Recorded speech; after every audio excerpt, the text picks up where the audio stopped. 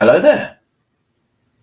Welcome to Jurassic Unicast. I'm joined with Jack, Ross and Sam, some of the creators of CHAOS Theorem. How you doing, gents? All muted. Good start from James. This wouldn't be a Jurassic Unicast if I didn't unmute you first. How you doing? You all right, boys? Yeah, doing good. All good. Good. Thanks for joining me.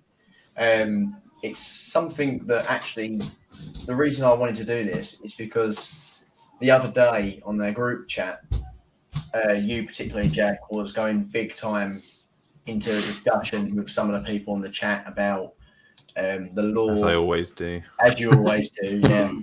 And I thought, you know what, it's been a long time since, we've been together to have a chat as like a group. And I thought this would be something quite fun to sort of divulge into, sort of clear some air with canon that we can talk about, from the previous films. And we can answer a few questions that are in the chat that I can just pop up there. So guys, feel free to ask some questions. Let me obviously bear in mind I can't read everything all at once. So we've got James Ronan in the chat. We've got some people from, I'm guessing your Discord, Jack, maybe. Maybe, yeah. Thanks for joining. Lewis, we know Lewis, don't we? From especially from Twitter, he's quite common on there. So what we're going to do is we're going to have a little quick chat, see what everyone's up to. I think Ross is the one I have obviously not spoke to the most since lockdown. You've kept yourself busy, I see. So go for it, Ross. James, wow. Yeah, I'm trying to think. Well, yeah. Oh, no, I was just going to say, Ross, Sam, have you used StreamYard before? Yeah. Yeah. Ross. No, I haven't. Ross. Yeah, Ross, if you click comments on the right-hand side, you'll be able to see the chat. That's just there. Cool, yeah, cool. I just wanted to make sure, just in case questions come up. Yeah. Anyway, sorry. So somebody's might not know, Ross. Yeah. I mean, I'm trying to think what I've been up to. Really, it's not been an awful lot. I've had like a kind of transition to like an agricultural lifestyle, and basically just spent lockdown like working, and when I'm not working, just growing stuff in my garden. That's about it. But and on your face. But, I mean, yeah, exactly. As you can tell, I've gone back to like the kind of the caveman era, and that's where back to where I belong. Ross, I feel like you need this on to like to go man. The whole get your vocal. to get the whole look. Correct. Yeah, exactly. Oh man, if only. But yeah, I mean, I've not been up to that much really. Just kind of we've been doing a few bits together, sort of Jurassic related stuff. Just kind of trying to keep ourselves ticking along. But yeah, it's been good. It's been fun. There's been probably a few things that maybe we can't really discuss. But yeah. It's been good. Pretty much anything Dominion related. Yeah, anything Dominion related. We'll try and stay clear. What's Dominion? So, Sam, you've kept yourself busy recently. You've just completed your first marathon. Yeah, first full marathon a couple of weeks ago. Thank you very much. And thank you to everyone who sponsored and supported, raised a shit ton of money for a good cause. Thank you. And how much was you raising in, Sam? What was it? I think it was 14 or 1,500 quid. Nice. Well done. It was good. But yeah, it was for a really good cause, and I've stupidly signed up for the nuclear race in 2 weeks. Oh. So and how long is that one? And the Spartan race just after Christmas. So oh my word. Glutton for punishment. I'm on this super stupid personal growth high at the moment where I'm just don't want to bore people with it, but that feeling when I crossed the finish line and I was on like an endorphin high for about a week and a half, and I was just like, I just want to keep feeling that. So but it was cool. Because you've been listening to that guy. What's his name? Goggins. David Goggins. Yeah. It's as crazy as it sounds. It's true. Like everything he says, when you do it, you're like, fucking hell, he's telling the truth. Oh, sorry, no swearing on this, is it? Right, yeah. This is it. A PG channel. All right. just bleep that out in the edit. That's all right. Don't worry about it. But yeah, yeah, other than that, just been doing some bits and bobs. Doing your extended canon stuff. Right, so I don't know. So what are you talking about? Have we? Obviously, Jack, you've been on quite recently. Yeah, everyone knows what I'm some doing. good stuff. How's the DDX going for your latest stuff? Oh, well, excruciatingly, painfully slow. But at the same time, I put that trailer out with the December release date. I am not reaching December till I release, so that trailer is a lie. And but it's got to be done right, so it'll be out when it's out. So I'm still working on. I'm on the final. You're on the same moments. schedule as Avatar, like the Yeah. I keep putting next the dates year. out. Yeah. We'll give you another date. Yeah. It's just one of those things.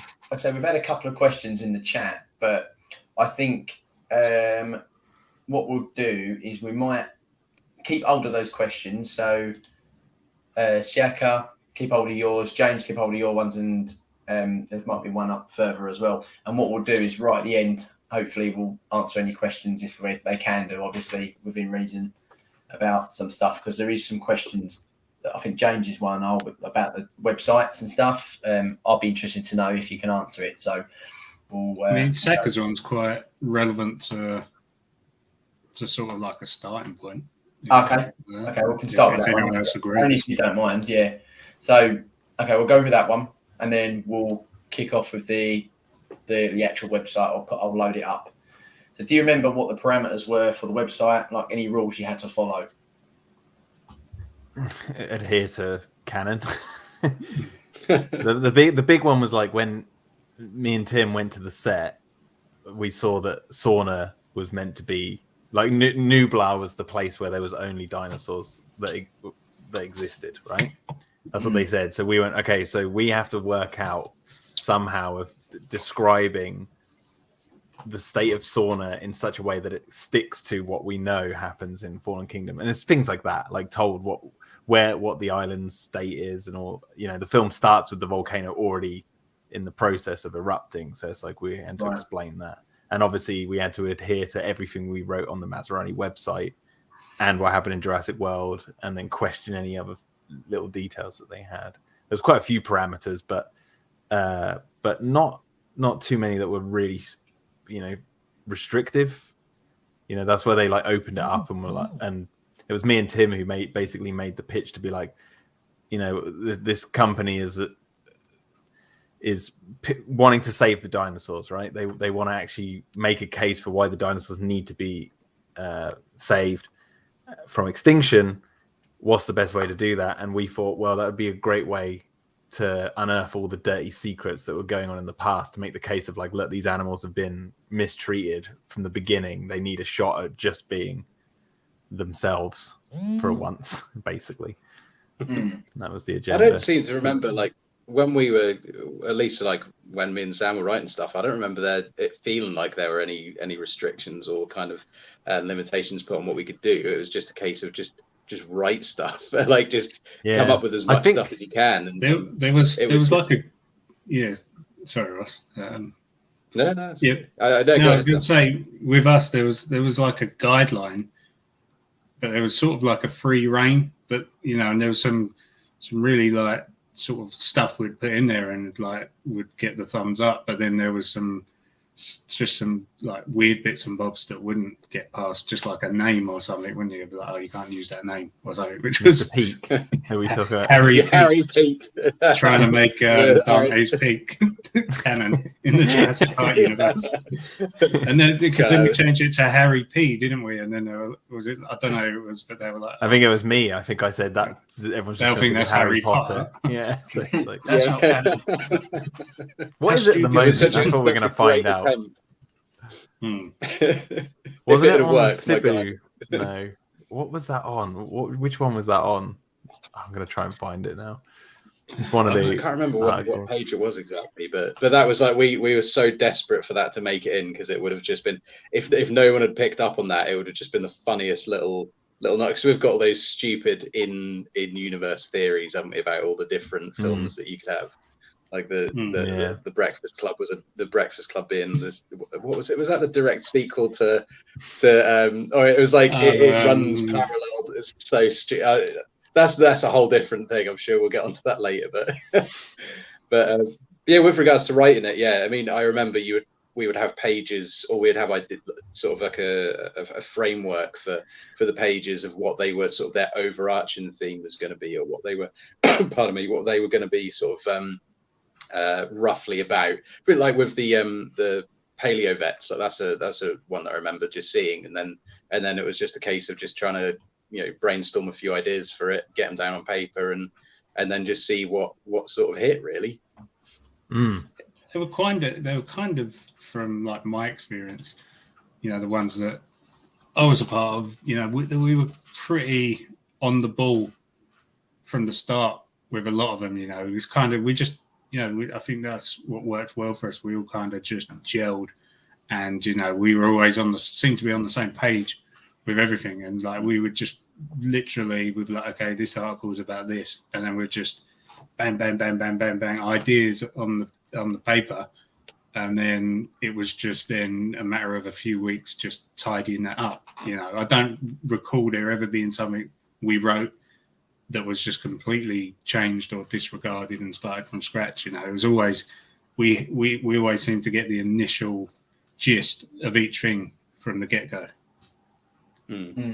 Yeah, it was mainly it would seem to be mainly sort of like structural changes or just grammatical changes. Really, there wasn't a whole lot of stuff that we put down that I recall that was sort of didn't make it through. But yeah, having those kind of, because we often we all would sort of collaborate on the documents, and we obviously used Google Docs quite a bit, and it was just great to see all of these ideas just going up like one after the other, and then people would be like, we'd comment on stuff with each other written and give each other feedback on it, and it was just really exciting to kind of get this stuff down, see what other people's ideas were, and then kind of try and get as much of it into the document as we could. That is something that always I think of very often, very fondly. The last time I read through everything, I didn't read through I think it was about a year ago. I didn't read through the actual website. I read through the documents we've got, because I like to read through like the drafts and the changes we've made, so I just relive that journey and things like that, and I've still got them. That is pretty cool. But who was it who just wrote a question that popped up? It was Big Shark. Yeah, I think we were for me, we already answered that, which one of the things was the trying to make Dante's Peak canon. So that was for this. Like I believe that was for the article, the Sybil effect, or the cyber effect, the volcano one. But now it says it's written by Emma E, which is a nod to someone. Yeah. Yeah, I think I can't remember what it was for us, because I couldn't find it. This is probably on like the deep drafts and changes. Is remember it was like some scientist backstory we come up with, and then we was like, this is completely irrelevant, but it was just something so just for one name, and we was like, we had this whole backstory just for in our minds to be like to build that backstory of the character, just to mention him once in an article, which was pretty funny. So the thing is, though, notes like that, you never know when they're going to crop up again in the future. Yeah, like if you Camp write Cretaceous Series 17, we're like, yes, he finally made it, Harry P.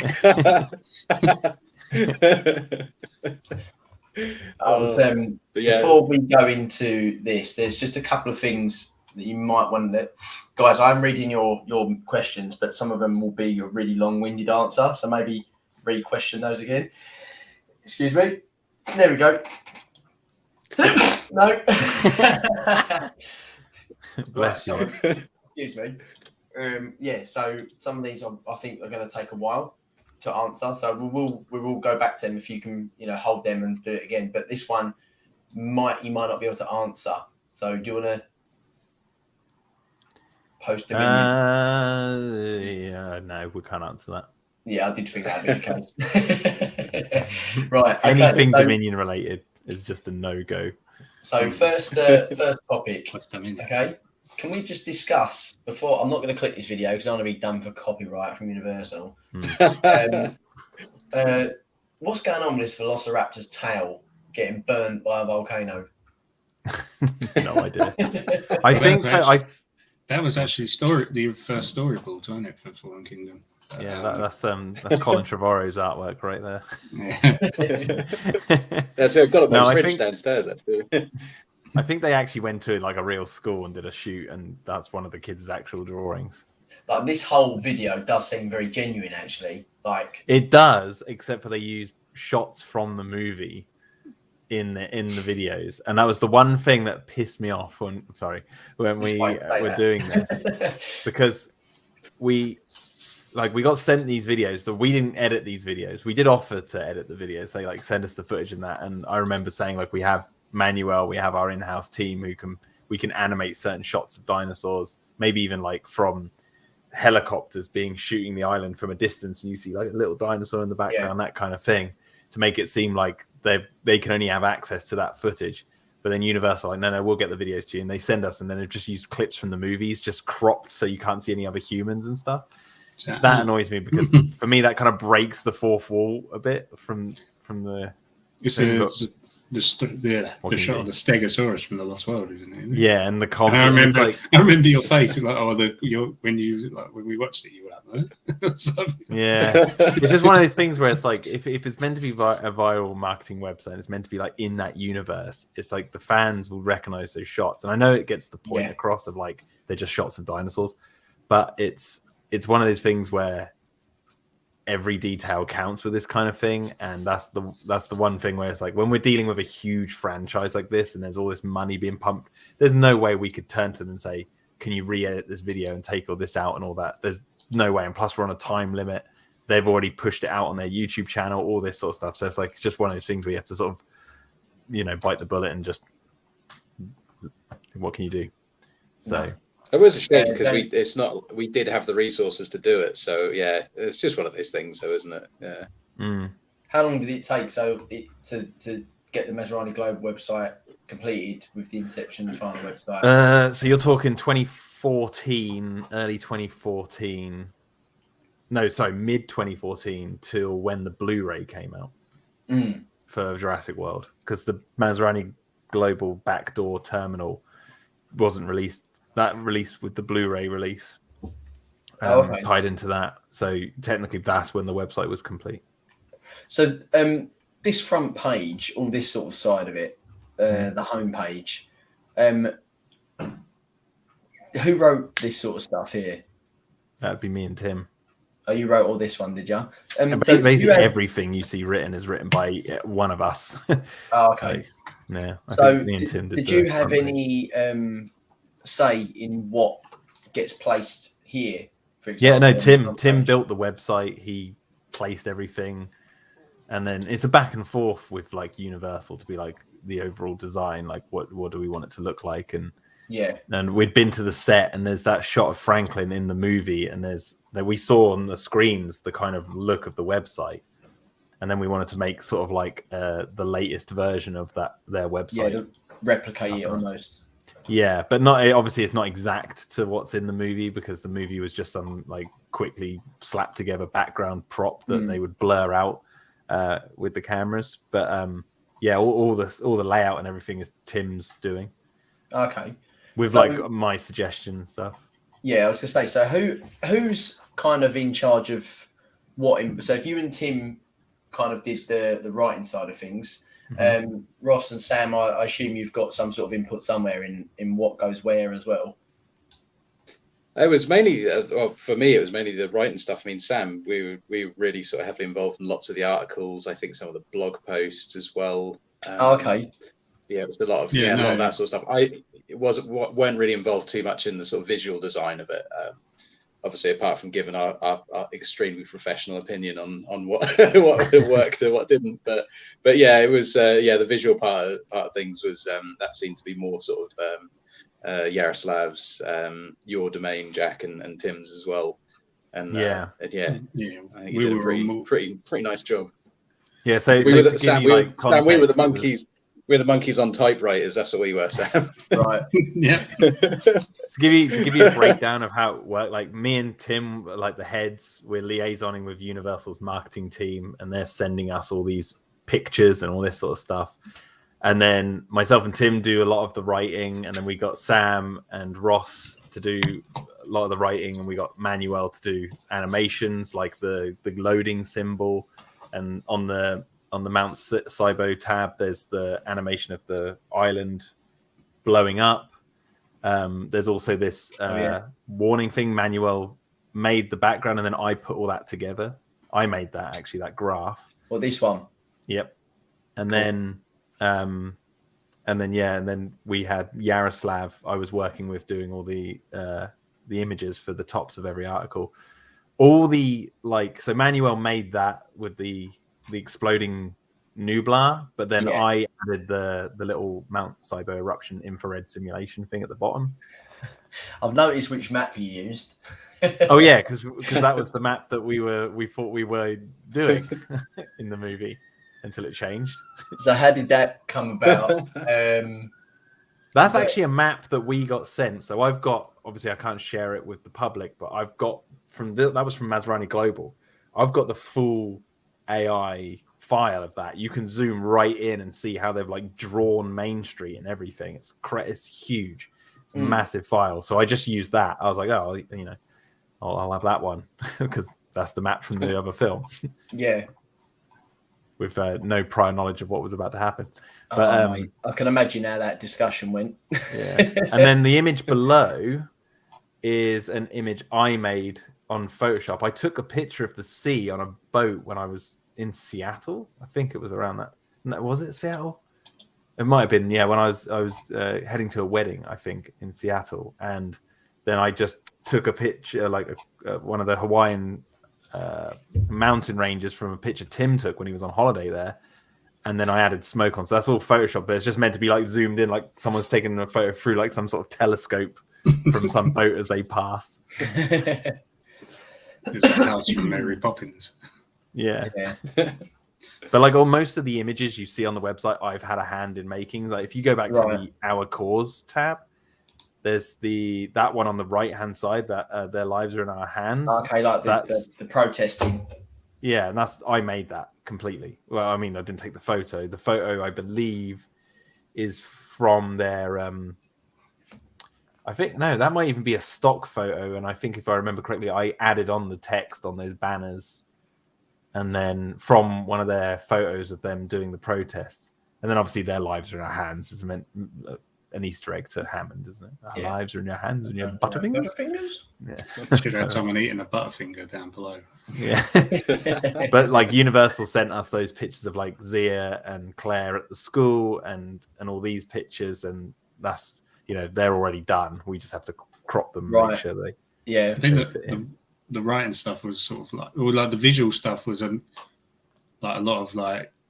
As you said, like Tim did the front page and you did the writing for the front page, but then you was like teaming up with Yaroslav to do sort of like the concept stuff and all of that. And like you did a bit on your own, he did a bit on his own, and the stuff with Manuel and like with the writing stuff with us, when it was almost like there was like team things for the articles and reports, you know, like me and Ross did a couple on our own, and I did one with Jack, and I think Jack and Ross did one, and I think we all did the Gene Guard Act one. We all wanted to make sure we get that right. But everyone all like seems to always ask about the name. But what I thought was quite funny is just how it was just like we was just scratching our heads for 5 minutes, and Russ was just like, "I'm gonna call it the Gene Guard Act." That was Ross's doing. I can't remember. Do you remember what it was originally called? It's going to be in the other. There was a lot of names. It had some stupid long name. And then we whittled it down, and then you said Gene Guard Act, and I remember emailing Colin to be like, "What do you think about this?" And he was like, "I like that." It was like Genetic Guard Act or something like that, and then it got cropped down to Gene Guard Act as like the small I version. I feel like the Gene Guard Act sounds better. There's better ring to it. Yeah, it's actually called like the Paleo. It's got a really long name. Really that was it. Long name. Wasn't it the Paleo? Like paleo misconduct or something, isn't it? Yeah, we'll get like to it when we look at it. If you scroll right down on this page, James, right at the bottom on Our Cause, the middle one by Kazdan L. There's Arjan and nod to Arjan right there. That's the San Diego incidents. That's the first link. If you go through like home and then Our Cause, you're starting to link back to the old movies right there. because he's a San Diego fire and rescue guy. He says he was on Palm Avenue when the T-Rex escaped in the city. So the first instance of the Lost World. Yeah. Nod to there. Yeah, that's cool. I like them. I like the little nods, the subtle little stuff that you get. I mean, even Grant and Billy have a nod on this website, but I don't Yeah. hear many fans talk about Billy getting mentioned. It's like he's been mentioned in the canon since Jurassic Park 3, but no one seems to care. I was going to. I remember those testimonials. We all did like a testimonial each, didn't we? And got them on. There was on the loads. website. Yeah, we had loads of them, Yeah. but then they I whittled think we them. did about 3 Universal or only 4 wanted a each, didn't few. we? Yeah. Because they were meant to get updated, weren't they? Like every few months, Yeah. bang a few more on, but it never really happened. Yeah, I think they didn't want to do that in the end. Just another I think I might have said this story before in the past, but I just want to mention that T-Rex up in the top banner. We had a bit of a back and forward with Universal on that because Colin sent us a load of links to like different animal, welfare cause websites and stuff like that. And me and Tim noted, we're like, yeah, every single one of them has an animal in their top banner, so we should have an animal, like one of the dinosaurs in there. This is before they sent us all the renders. And then when we got the render, because originally it was just the green with Dinosaur Protection Group written at the top. And then we got the render, I put it in there, and then Universal came back and we're like, no, take the T-Rex out of the banner. And we're like, okay, they didn't really explain why. So then we're like, okay. So then we're like, no, we really want the T-Rex in the banner. So we went back to them and went, look, Colin sent us all these images of of websites that we could visit, and every single one of them have an animal in the banner. And they were like, okay, well, we'll talk to Colin and then we'll get back to you. So they went to Colin and then they came back and went, yeah, keep the T-Rex in the banner. We're like, yes.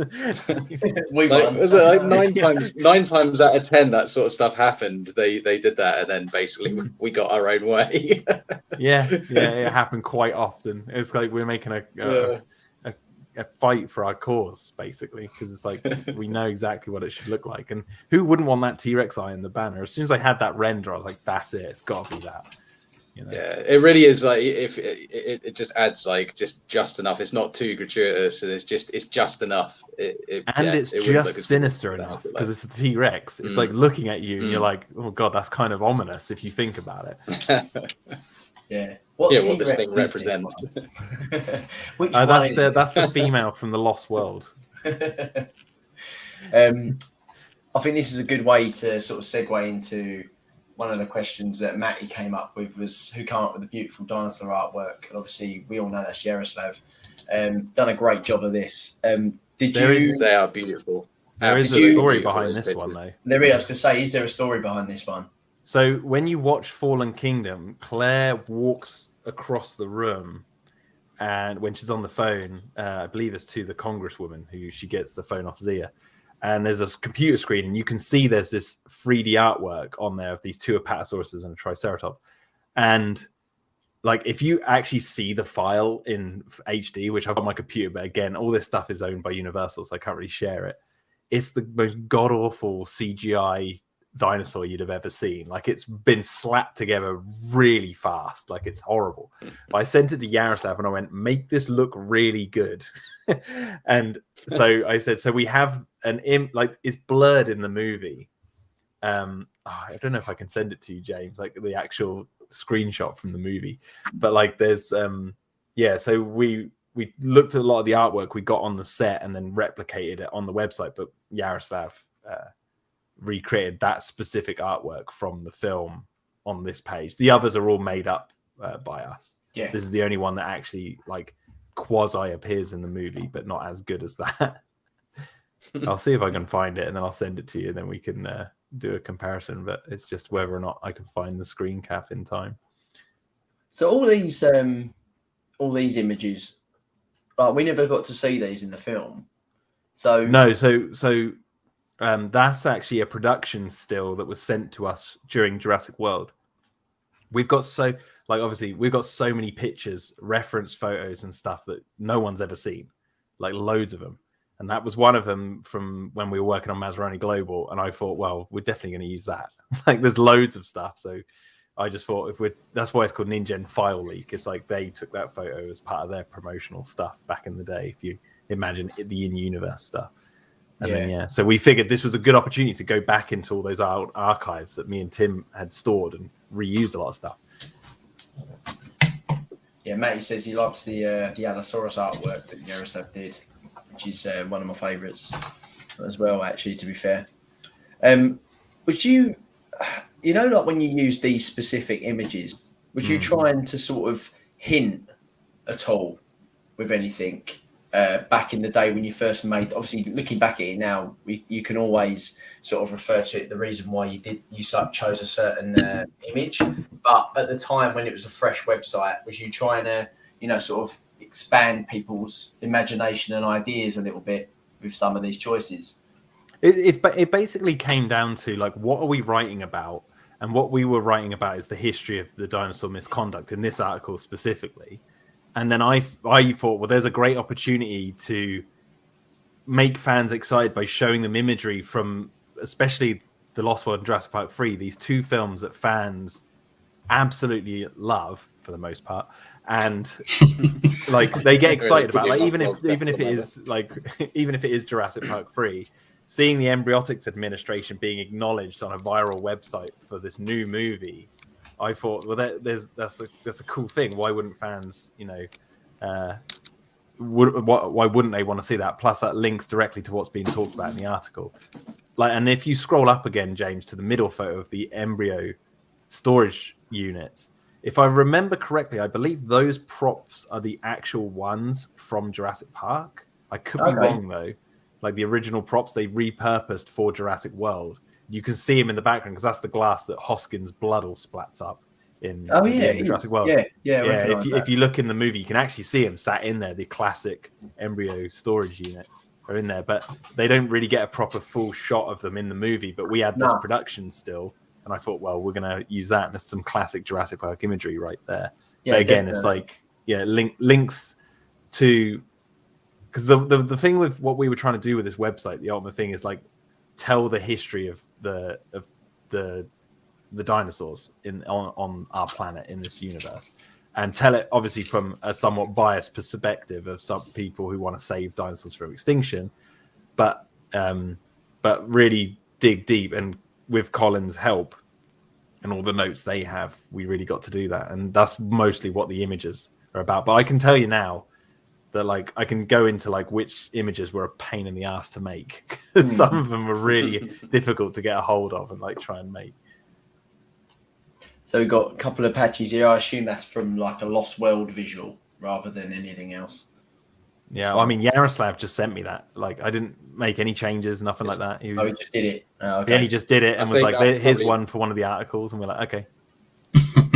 That is probably, out of all of them that he did, I think that's my favourite one. It is absolutely wild. I love it. What one? This one? Yeah, that is, out of all of them, I think that's probably my favourite one. Oh, really? Yeah, I mean, that was a great bit of work from Manuel. That was Jack. No,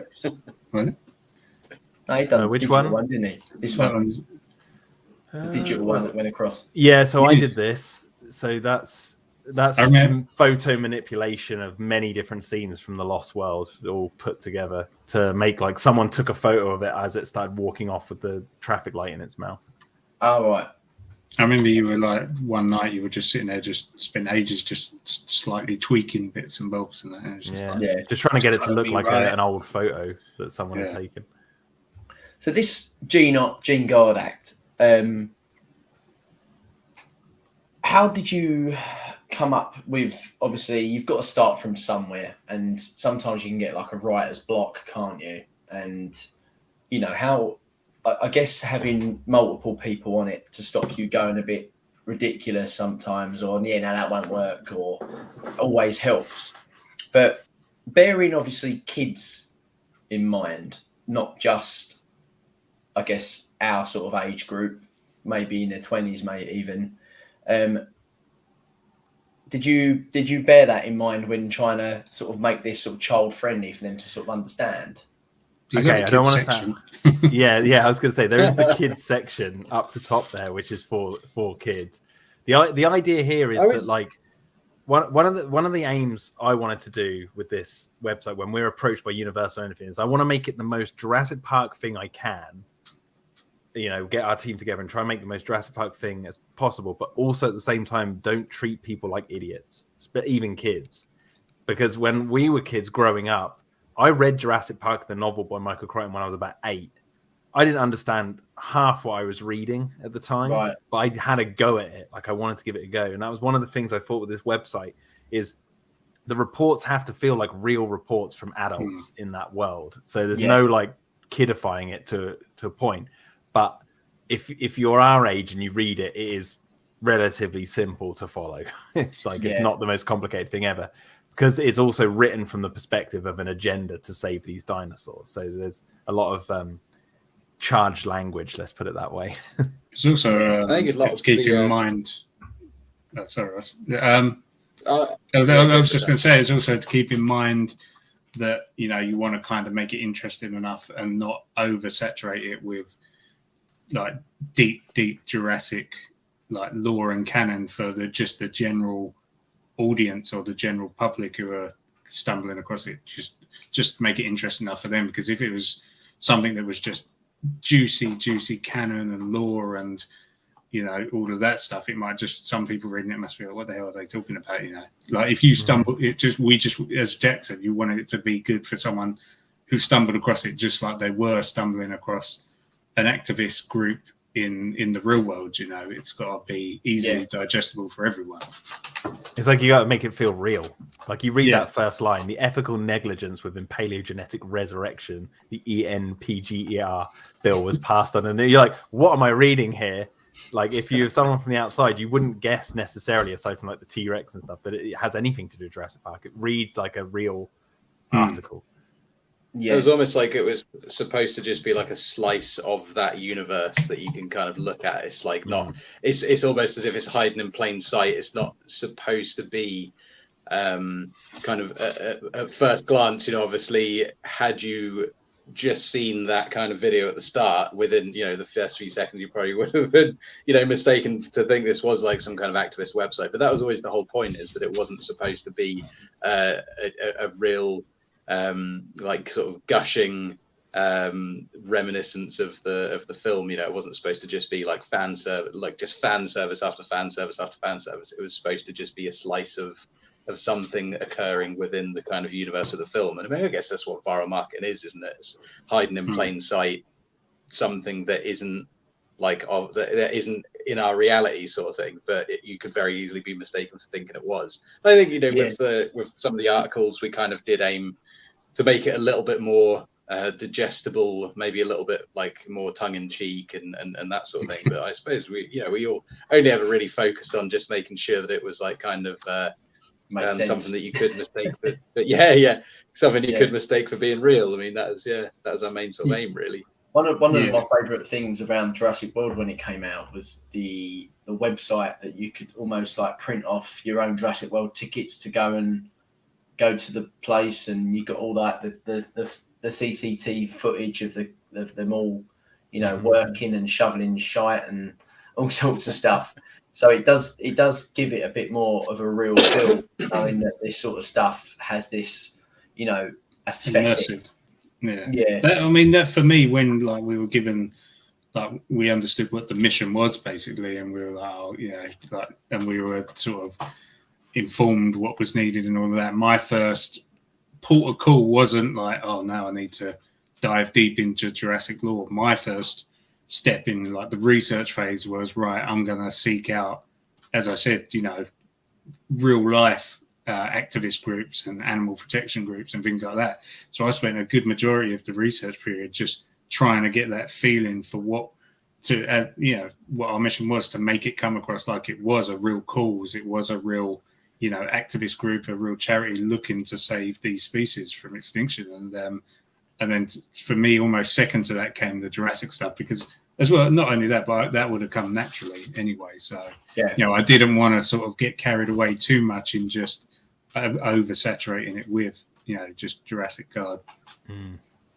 But I mean, first and foremost, it is an activist site, isn't it? That is what it is. It's not a Jurassic Park site; it's an activist site, sort of thing. Yeah, And so like the whole Gene Guard Act thing came around because. So I was sitting there thinking, okay, in the lore, in the backstory of Jurassic, the end of the Lost World, John Hammond's making a plea to the world that, you know, we need to leave these dinosaurs alone. We need to restrict those islands and do that. Then come Jurassic Park 3, the island is restricted, right? Sauna and we assume Nublar is the same. Like they're both off. No one can go there, right? Doesn't stop people from going there. But we see there's planes flying over, like monitoring who's going near the islands and all that sort of stuff. And it's like, at my point, my mind was like, well, these dinosaurs had some sort of protective rights at that time, but the Spinosaurus and everything, we want to like answer what happened there, like what was on InGen's list, like that whole plot line that sort of went dead at the end of Jurassic Park 3. It's like, let's kind of give a bit more backstory to that.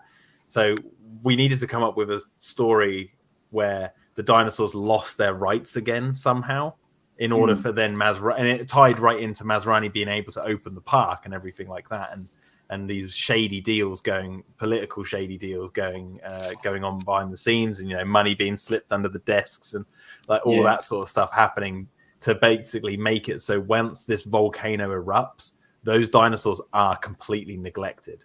Like no one cares, like, because that's what was set up in Fallen Kingdom.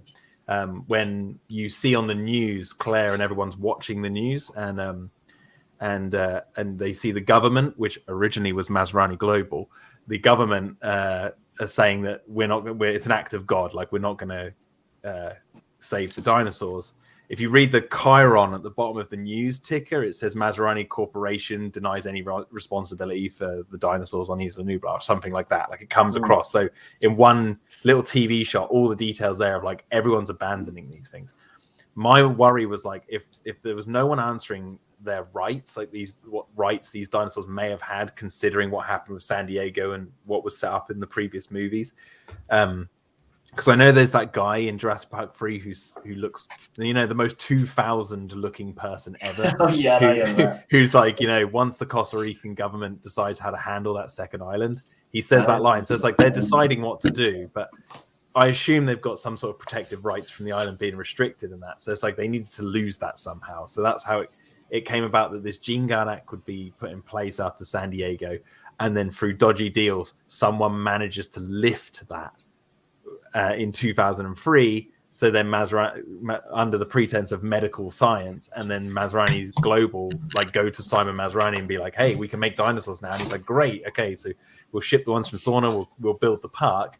And then it came out later on that actually there was some secret cloning going on before 2003, before this thing was lifted. So they're illegal. So there was this illegal species and cloning going on at the same time. Exactly what happened there is still a mystery, but the context that you've got for what was set up in Jurassic Park 3 is you now know why those dinosaurs were not listed on InGen's list. Is because they were made illegally. It wasn't necessarily that they were even new species. It was just the fact that they were made, like Corymphosaurus was made before 2001 and 1999, or when we said that they got cloned. But it's the fact that like any further cloning, like even if it was of a dinosaur that already was walking around, it's like that was all illegal at that time. Me and Sam, for the Jurassic hacker leaks, me and Sam wrote a bunch, like loads of emails that were to be released from that actual leak, but they never surfaced. But they did touch on that quite a lot about how was it like the CIA or something were involved in like kind of monitoring their progress and making sure they weren't sort of there wasn't any kind of like, well, specifically any those kind of underhanded shady deals going on or anything they shouldn't be doing. But there was a hefty amount of bribery going on to kind of keep them in the dark, and then they moved the production somewhere else, and that was sort of like hinting at the whole kind of the illegal operations they had going on at the time. Mad scientists, I think we referred to them at one point. One of the questions here. Go on, Sam. No, I was going to say the question about things being added and whatnot, and I think someone else wrote about was anything cut out. You know, I think it was just, as Ross said just now, there's a few of the documents and reports we wrote that were just trimmed down just to not over bloat them. Like the Jurassic Hackers thing, there was a bit more detail on the bullet points, and I think there was a few more, but they were just trimmed down, I think, just for whatever reason, I suppose. And we have a whole idea of like all the backstory and stuff for Mm. this. Just a lot of it's like in like if we ever get the chance to actually do it for real in the future, then we want to keep it a secret. Yeah. I think it's always going to be like when it comes to like all these animal adding the details, you've got to really tread on eggshells a little bit, haven't you? Because people will go through it like with a comb, like. Well, it's either you go. Well, I figured you go big or go home. So if we're gonna go into the history of and try and give some fans some sort of inkling of what happened with the Spinosaurus and all what was set up in Jurassic Park 3, it's like we might as well go fully in.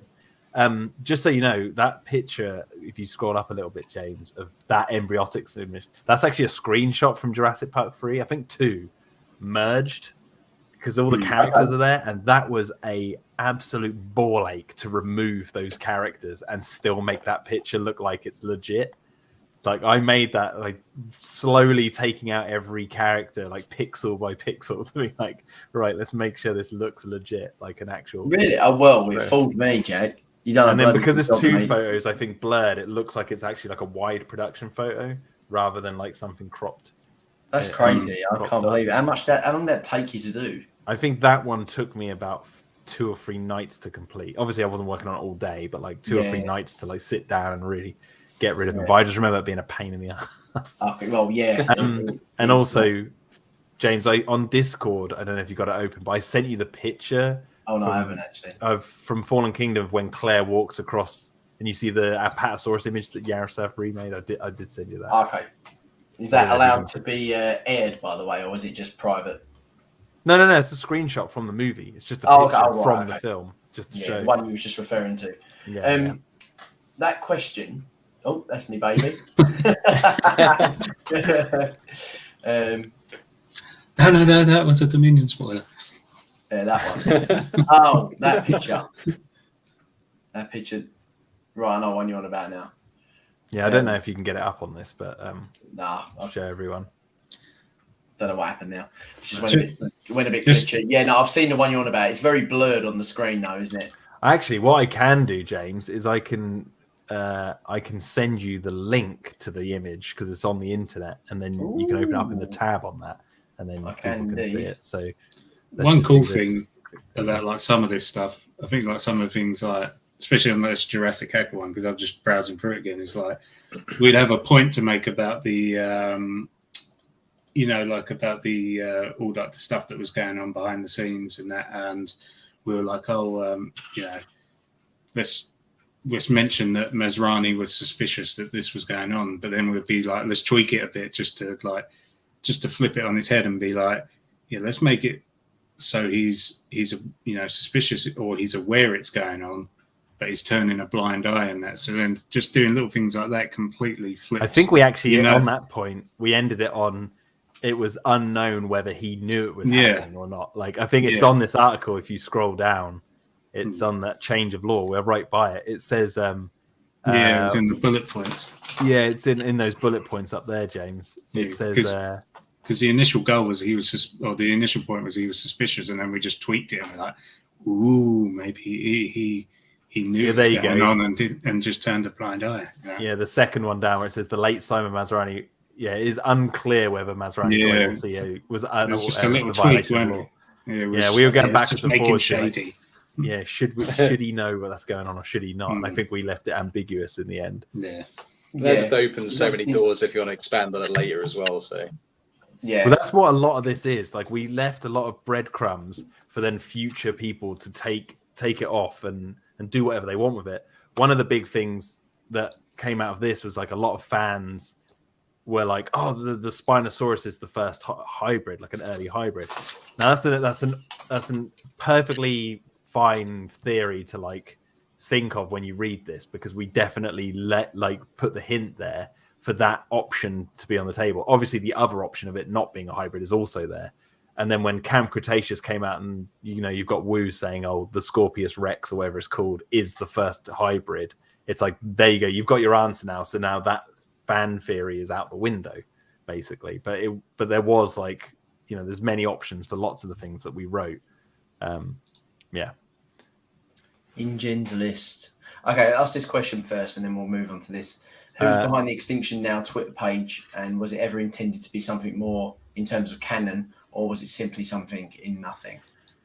The short answer is I was behind that Twitter and the DPG Twitter. Tim also had access to them. I think he pushed out a few tweets as well. We had their back and forth tweets and a list of like tweets that we would reply to fans to, like a certain list. And then we had them all like when they go out on certain dates and stuff. Extinction Now was meant to be, originally was planned to be a whole other website as big as the DPG, just arguing the opposite side. Yeah, it was originally called Humans First or something, and then it was like Extinction Now with an exclamation mark. And that was originally planned to be like this massive thing where they go head to head. And I will admit, I was actually more excited about that website being like, I want to write the website which just says kill them all, like, and then just like let the dinosaurs die, and like really go into like the same thing, go into the dark past, but not so much about like the dinosaurs being mistreated, but how the humans were mistreated and how like what deaths occurred and stuff. In other words, taken the logical side of the argument. Yeah, basically. But the thing, I remember because the argument. We were always thought that'd be really cool, because obviously, like in the Lost World, you have like the kind of InGen like team on that. I remember being really excited about Extinction Now, because that would have been the opportunity to be that team, that side. Yeah. Like yeah. The reason that was what sort of always sort of resembled whenever we were sort of talking about it. Kind of we'd write like I don't think we wrote as much, but we definitely wrote quite a lot of stuff for Extinction Now as well, if I remember rightly. Well, I've got the original doc. It's called we called it the Antisaurus website to start with. I think that was Arjan's. Oh yeah, the Antisaurus they did a website. Yeah, did the Antisaurus one. But like originally we had the plan to do it, and then the fans, when the DPG was up and running, Arjan and a few fans got together and made their own one, and we're like, it's an obvious thing to do. I think Universal, they said no, we're only going to do one, because I think for budgetary reasons, but also the Dinosaur Protection Group is in Fallen Kingdom, and it's part of Claire, one of the main characters of the movie, so it's like that's the main one you have to focus on, because Extinction Now doesn't appear anywhere in the movie, except for sort of Malcolm giving the testimonial saying they should all die. We did put a whole sort of thing together, didn't we? Like social media campaign, like hashtags. We had like save rhinos, not dinos, and all of that stuff. Yeah. It was just like, it's just a page and some tweets. We're like, Yeah. And that's the thing. It's like once the Dinosaur Protection Group was up and running and was super successful, Colin and then the marketing team were like, okay, we've got a bit left over in the week until release, I think it was, or like it was like the month until release of Fallen Kingdom. They were like, we'll try and do something with Extinction Now. So we did that one splash page of the website, which I think's now gone, but the Twitter's still up, so it exists there. But I think the website's non-existent anymore because the Universal haven't paid the domain to be updated. Really? If I let me have a look. Universal. I think it's the SSL, wasn't it? That's just expired or something. Yeah. Quick question before we move on to this, because it kind of links in with dinosaurs. Were there any dinosaurs that were cut from any of the websites? I mean, in first drafts, I know there was a fair few that we dropped in and that were just cut out for convenience of article length. Was there more in the species guide or anything like that? No, the only one that jumps to my mind is that one of the articles I did a picture of the Metriacanthosaurus, like a picture that would be in the article, but that got cut. And there was one of like the river on the Cebu effect article that that shows a river, and I did a baryonyx, like I edited a baryonyx in the water like a crocodile, like swimming with its nose and thing like out. And then Universal were like, "Nah, just take the baryonyx out, use the picture," and that's still on there, the picture on the Cebu effect article. But I'll have a look in a second. So I'll tell you what I thought was really random: the inclusion of the Stiggy Moloch. Like, how did obviously you knowing about all this, especially on this website, you've got the Dr. Dino as well. When that was told that it's going to appear, was you like sort of questioning it, or how did you go around that? No, well, it's as simple as this. There's never been a definitive list of dinosaurs on Nublar for the Jurassic World era. Like, there's never been like a full list, so they can. We just figured, well, of course they can add whatever they want, really. Yeah, they've never like done this is the definitive list of creatures that exist on Nublar. They can add whatever they want, and they seem to be doing it, like just pulling anything out of the woodwork, being like, yeah, that was on Nublar the whole time. So when I saw Stiggy Moloch, I knew there was the Pachycephalosaurus arena. There was that was meant to be there, and I believe in the script, it's in the Lego game. There was going to be a shot. It's in the video game, yeah, and in the original script for Jurassic World, it mentioned that there was going to be a shot of it, like, you know, all these different attractions, and there was the Pachycephalosaurus arena. So I just assumed it'd be something that would be like housed around there, like something like that. Yeah, fair enough. Right, so you've got this is 1994. I think, Jack, you've told me this already, that this is something you just sort of made it look old by. Oh, I wish I got it down. Yeah, I've got it here, the physical copy. Yeah, I've got this up in the loft. So you got all like the carnivores. Did you obviously? I assume you've added all this sort of paperwork to make it look a bit more authentic. Yeah, no, that's a real. That's all like. There's a real thing I've got. I own. However, it's not. It doesn't look as good as that in real life. That's been edited on digitally to look more like the wrinkles in the paper are all real. The frog DNA is actually my handwriting. I just wrote on the actual bit of paper, but it's actually just like white printing paper, and then I've just edited it in Photoshop or whatever to look older, like bits of paper. There's I had a lot of fun making this. Like, yeah, it was fun to go back through and like try and think of like what they actually had. And I did so much research, and there's some mistakes in here. Like the Suchomimus on that page, you're on it right now, shouldn't be there because it wasn't discovered until a year later than this list was made. Oh, really? Yeah, the list was made. The list, if you go to the first page, it says this document was pulled together in 1996. Yeah, and the Suchomimus was discovered in 1997. But some fans I've seen have basically said that, like, well, the Jurassic Park universe has a different set of rules to real life, really, because they're finding velociraptors in Montana, and also, being they've resurrected dinosaurs. But you know, who's counting? Yeah. To be fair, though, that was always my argument with the new Giganotosaurus stuff. That obviously, I know you guys can't talk about what's in the film, but based on the prehistoric short film that we've seen, the fact that they are together at this point for all the rest of the fan base, it's all speculation as to why they're together. And obviously the scientists have come behind it and said, look, this is what obviously you had Brissati that sort of said, this is what they should, I can advise you, but if this is how you want this world to be, this is how it is.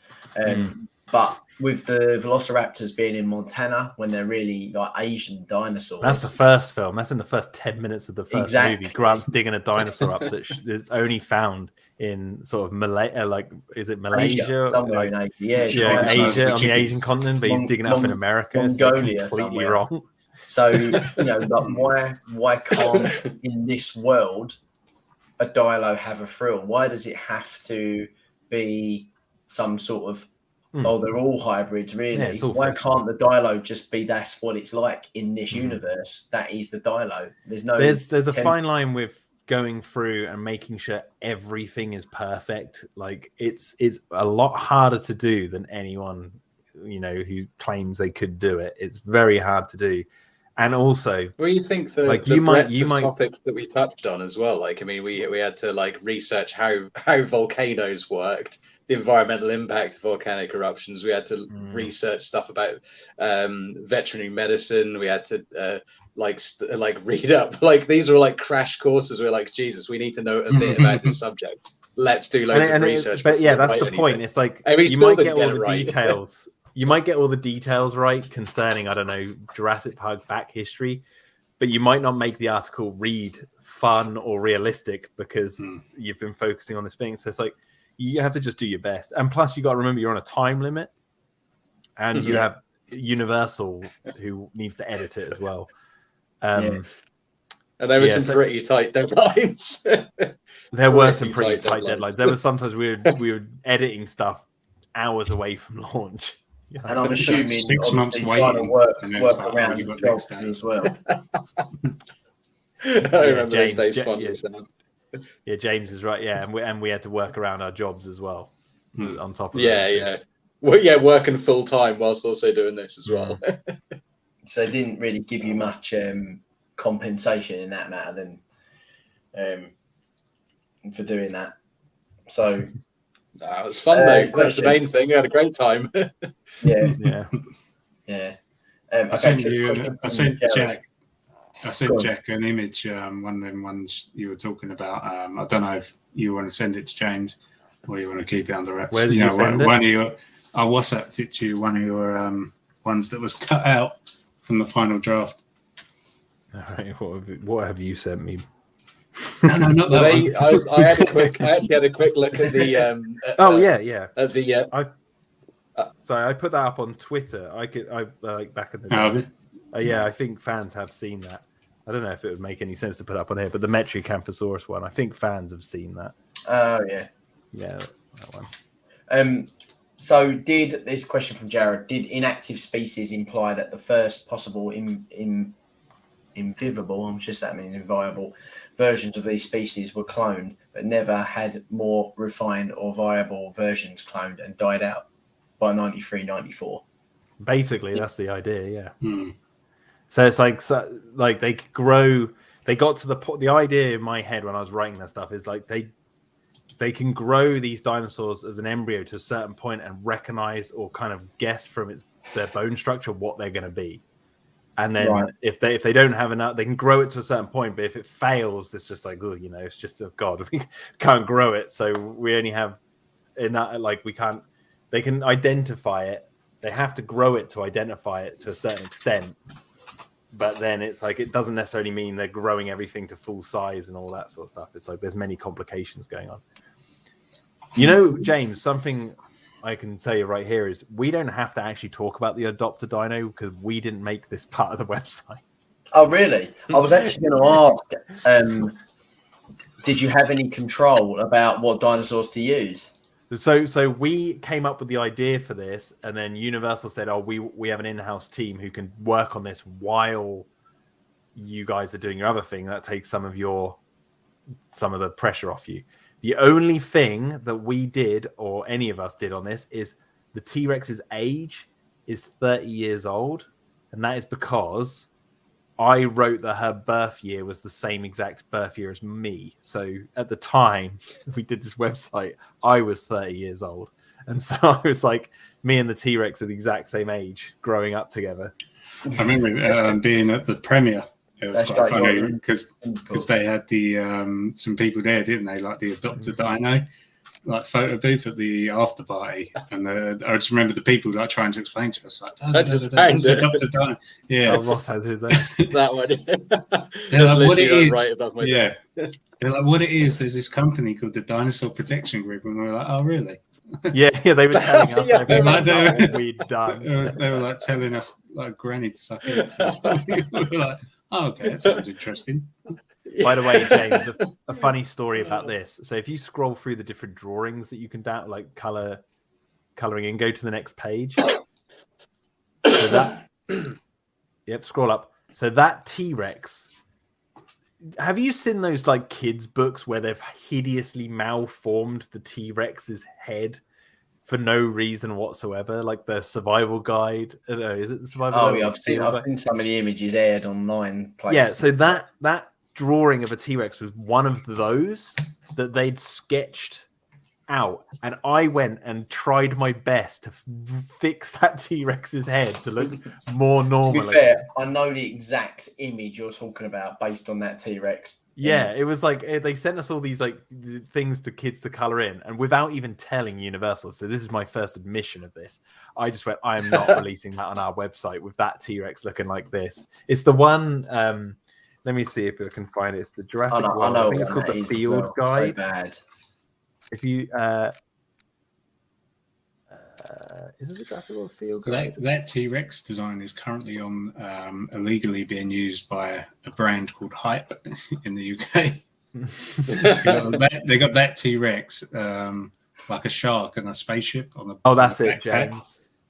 If you look up, I'll just send you the link to the image on Discord. I'll just send you the link to this because it was this image, and like I was like, there is no way on this website I'm going to release this.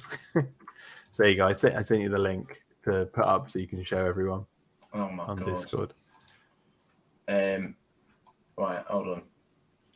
Hey Sam, just going back to Extinction now. I was just looking over the document. We wrote 5 pages worth of just stuff about it. It was like that. Basically none of it got used. The worst one though, Ross. I was just going through see, this might annoy people, like that things that were cut out is the Jurassic hackers, and what you were saying about the or like the emails and things like that. So bad. That got cut out. Yeah. And one of it, we did a shit ton of those. Sorry, James. We did a lot. Absolutely loads. 12 or 13 pages worth of stuff that's never seen the light of day. But we did the Navy's report on the rescue of Sauna 2001. Oh my god! Yeah, keep that to yourselves because maybe one day. There's some other stuff where people, if they knew what it was, they'd be like, "Oh, but it just didn't get used." Yeah. So it's a gold mine. It's an absolute gold mine. Yeah. Did you guys have any input about, or did you have all the input about all of this stuff? Yeah. So me and Tim worked. Well, Tim more than me worked horribly hard to make that word search digitally work. So you have to like click each one, I think, if you find one of the words and then like find one of the dinosaurs and click on it. I think it crosses it out at the bottom as well. Yeah. So like Herrerasaurus is right down the bottom there. Yeah, Brachiosaurus. Oh no, I thought I said Brachio boob then. But Manuel made that like a little pink species. Triceratops. Oh, that's the Allosaurus that the backdrop is the Allosaurus that Matty was saying about. That's his favourite image. That Allosaurus artwork, funny enough, that was Manuel made. Yaroslav painted that without any reference of the Allosaurus aside from like what was in the early trailer. Oh, really? Like no shot of it screaming at the thing. He like that's cool. Yeah, he had to like really reference it, and he nailed it. By the way, if you scroll up to where that T-Rex is, here you go. Yeah. And then scroll to blue. Find blue. There it is. Now read the Did You Know? Each foot of Velociraptor carries a large recurved claw on the second toe, on the middle toe. While sometimes used for slashing, this weapon is also effective at pinning prey to the ground as a dinosaur put its jaws to work. Thanks to the pioneering work of Alan Grant and Billy Brennan, we know that velociraptors are chatty dinosaurs that coordinate their packs with an array of different calls. That's you got your Billy Brennan full name reference right there, and no one cared. You know what I personally think these claws would have been used for? Because if obviously raptors probably would have had feathered arms, I wouldn't have been surprised if they used these claws as hooks, and they're almost like their wings were like there to keep them latched on as balanced while they attacked with their mouths. Especially like actual real velociraptors, smaller, jumping in big packs. You don't think they slashed like this with their claws? You think they just stuck on No, I think a frail, tiny little joint. I generally think that they were probably used on as like hooks, so they were just a bastard to get off. Like they shook, but these hooks would just dig in, because I don't think they had a serrated edge. I think they had they were more designed like talons than they were. So I think that's also you just got to look at what a bird of prey does in the modern day to see what they probably use them for. Just latch on, latch onto prey, hold them down whilst they ate them or tear them apart. Exactly. Like, just James, just go back to Blue for a second, because I want to explain to like fans why this section on the kids section is rather important to like the wider canon in general. Obviously, it talks about Alan Grant and Billy Brannon, right, linking to Jurassic Park 3. It also mentions that they've got thanks to their pioneering work, that the world knows that dinosaurs are chatty. So it's expanding on the fact that after the events of Jurassic Park 3, they went, because Grant played on that little flute, and like the whole world started to learn that these dinosaurs were way more intelligent. That work would have gotten, InGen more interested in researching Velociraptor capabilities, which got Hoskins, and basically it's what Hoskins and Owen led to them doing their work. And then not only that, the fact that this says codename Blue. So if you go through every other dinosaur, they don't have a name, right? So it just says Velociraptor, and it could have just been the picture of Blue, but every single dinosaur doesn't obviously have a name. Blue does, right? The fact that on the Dinosaur Protector Group website, which in the universe of Jurassic is public knowledge, Mills doing research would have used this website to like know about Claire and all that sort of stuff to find his way of contacting Owen, right? So Owen says that in quotes, Lockwood's little flunky called me. I know what they want me for. Go save the dinosaurs from an exploding island. That means they contacted Owen before Claire. After contacting Owen, they went to Claire's website, and obviously Mills knows what Blue is. He's got the videos of Blue in the lab and stuff like that. So when he says to Claire, and she's like, Blue, and he's like, oh, I didn't know she had a name. It's like that's the first inkling where Claire should have, but she didn't, because she's like wanting to save the dinosaurs. Red flag should have gone up. He doesn't know this Velociraptor's name, even though it's on our website, and it's like clearly everywhere, because it was there on the set and everything. Like they had there's a little Easter egg in that scene as well. If you look behind on Mills's desk, he's got all like the colouring dinosaurs and all that. He's doing it in his spare time. That's the dinosaur I want. Yeah, it's like that little thing on the kids website. There's just a lot going on there. It's like if you stop and really think about it. Yeah, I think this is a little nice touch as well. Actually, the little footprints, the difference between them all. I think one thing we didn't mention about they were actually Universal provided those. Oh, okay. Sorry, Sam. We didn't mention the one slam dunk of the Extinction now, which was Manuel's video. Oh yeah, yeah. Is that on here? That's not on here. That's on the Extinction Now's Twitter. That's where it exists. It's criminal that it wasn't used anywhere with more traffic, because it was. James, you can find it really easily if you go on the Dinosaur Protection Group website. Oh, okay. On there, you can see the little Twitter bird underneath the T-Rex at the top on the banner. The T-Rex banner. Oh, yeah. Click the Twitter. It goes to the Dinosaur Protection Group's Twitter, and then you'll see that they've had like a spat with. If you scroll down, there'll be a spat with the. Maybe in their like tweets and replies. I don't really know how Twitter works now. Is there like a who they talk to? Yeah, it'll be somewhere down here. They'll be arguing with the there you go, Extinction Now, right there. You just went past it. Oh, where there? Yep, you go on their Twitter, and it will be on here somewhere. Oh no, you're just on the tweet. Oh, sorry. There you go, and then click media. There you go. So it'll be in here somewhere. Oh, we go. Yeah. Oh, yes. Genius. I remember the first rendition we watched was still awesome, because it wasn't just like all cones and polygons and the T-Rex. Yeah. Like the first one, and even then it was like, this is great. Yeah, we could already see what it was going to become, and I just remember how excited we all were when we. I just love the fact that it's all CGI. Except for the people in the I've cafe. seen, you've shown me some of the. I think he's done a behind the scenes video on this, hasn't he? Of how he blended all the different layers together. Yeah. If you go back to the Extinction Now Twitter as well, there's the if you go scroll down, there's Sarah Harding's skeleton from the Lost World video game. Yeah. I know, because we were talking about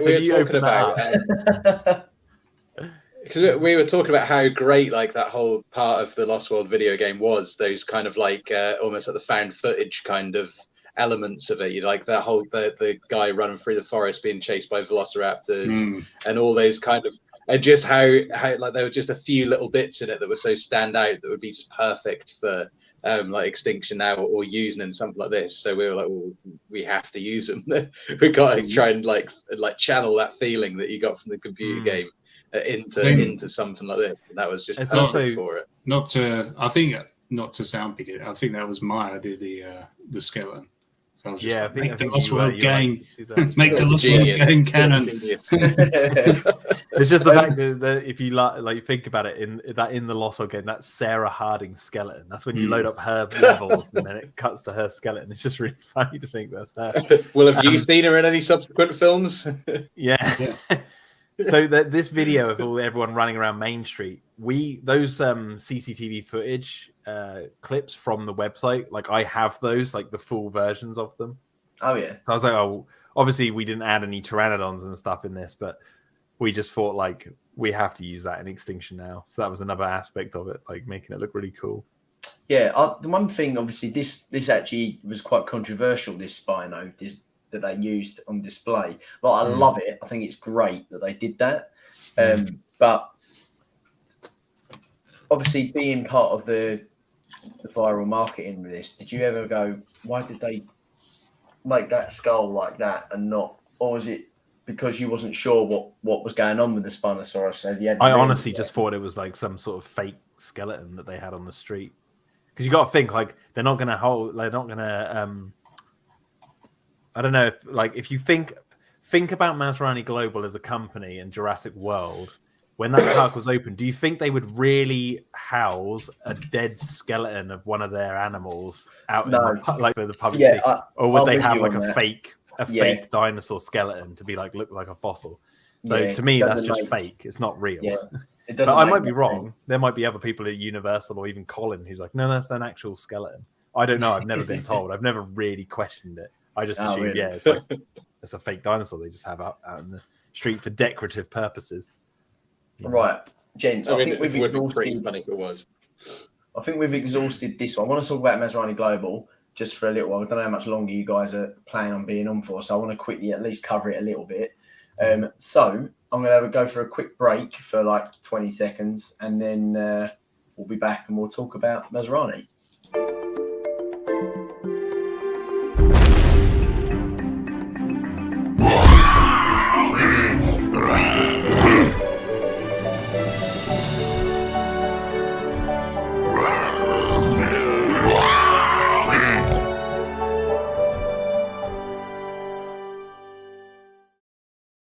It's my new little subscribe button. I like that.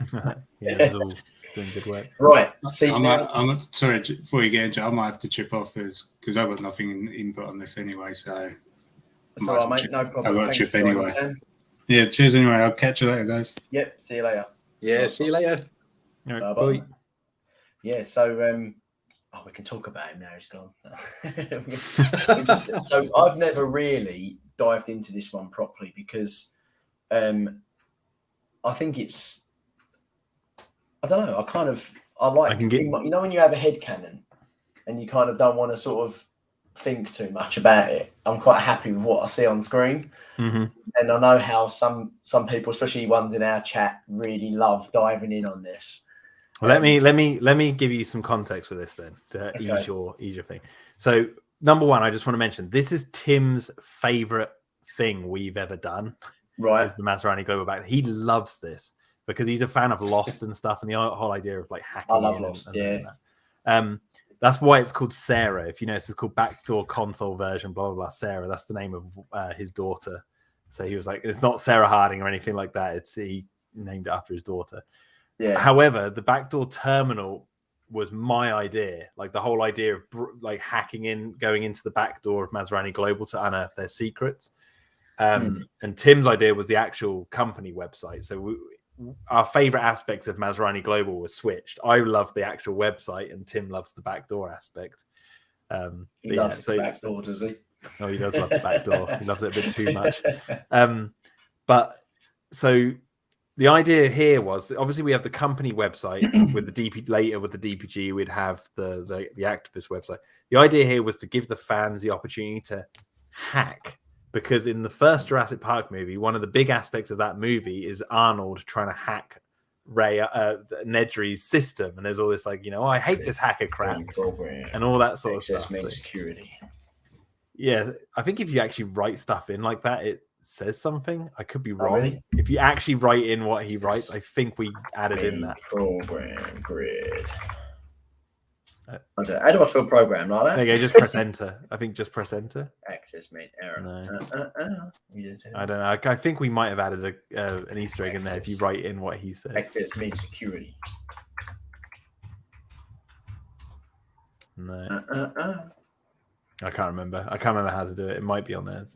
But yeah, the idea was to give the fans the experience of sitting at their computer and go, "Oh my god, I'm able to hack in to one of the like systems in the universe of Jurassic. Yeah, what might I find there?" And the main goal of this really was because I think a lot of fans, I don't want to sound too what's the word I'm looking for? I want to say gatekeepery, but that might not be the right word. Like Hagrid. Yeah, it is basically. I think a lot of fans forget what was happening at the time we were launching the original websites for Jurassic World. At this point in time, before the backdoor was launched, there was no official canon timeline anywhere, like nowhere. And it was all headcanon, wasn't it? It was all headcanon, and a lot of fans out there were just screaming that they wanted some sort of hint at like when things took place, or like so they could actually like have something to like a backbone, something to like leverage off of to learn and place things down. Like that's what I was hearing all the time in the fandom, like across the board. So using this opportunity to hack in, I thought this is where we're going to do the timeline. So this is like the whole purpose of this mainly, aside from doing like emails and all that sort of stuff, was to give the fans their first ever canon timeline. And yeah, so it's significant in that regard to the whole Jurassic lore history, because it never happened before. It's a nice way of doing it too, because it's not like you're drip feeding anything. It's actually it's involved, and it takes a little bit of work to kind of like peel back the layers of what's going on. It's a more and there's just being like, oh, in 1992 this happened, 93 this happened. Like, yeah, there's they've been fan. Hello there. No, you're right. They'd been fan. James is waving. There'd been fan timelines in the past. Like fans had made timelines, gone through the films and looked at dates on newspapers and God knows what else that's in the movie, and that helped us in our research to be like, okay, what was going on? Make sure we get our facts as correct as possible. But there'd never been something that had been given the official stamp of approval from Universal to be like, this is legit from Universal side of things. So the fact that they were giving us the reins to do this, I was like, well, we're definitely doing a timeline here. So if you haven't used this before, James, no, obviously you've got all the... let's have a little butchers from a brand new perspective. Okay, so it says available programs, you can see there, and it says useful commands. Obviously, if you've never used this before, you can literally write in help and then press enter, and it'll tell you what to do. Yeah. However, for example, go timeline first, write in timeline and then enter. Oh, it'd help if I clicked on the blooming thing, wouldn't it? There we go. And then write in, I don't know, 1986. 1986. Hate this hacker crap. There you go. First dinosaur successfully cloned at Side B. Exactly. So you get like little details like that, and I believe it goes all the way back to, oh my word, 1596. 1567. 1597. I think I might be wrong there. No, try Full timeline dealer. 1547. I could be wrong. Sorry, you put me in Arnold mode now. There's no stopping me. Please. Right, what you say? Try 1547. I might. See, I can't even remember the dates. It's been so long. No, Long time, what mate, a did long we say time. it was? We are going to be here a long time. It's been a long. I think I'll have to look at it on the Okay. actual website. So, 'Cause- let's. What should we have a look at? You gotta read 1525. There you go. That's the date I'm looking for. 1525.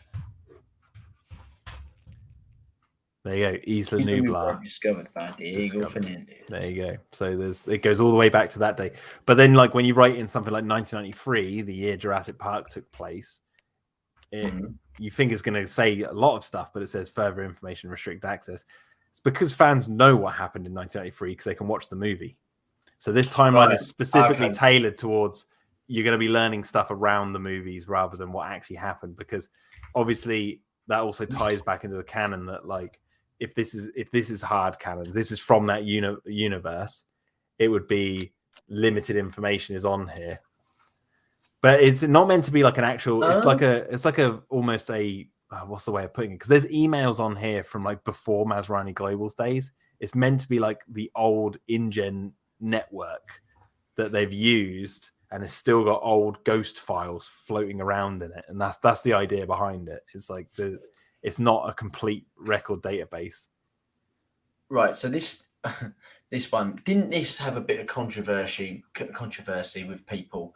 Because, you know, the John Parker Hammond passing away, weren't they saying, some people saying it was 98? Wasn't there something that was going around saying it was 98 rather than 97? I think it's late 97. I thought it was like December 97 or something. I don't know.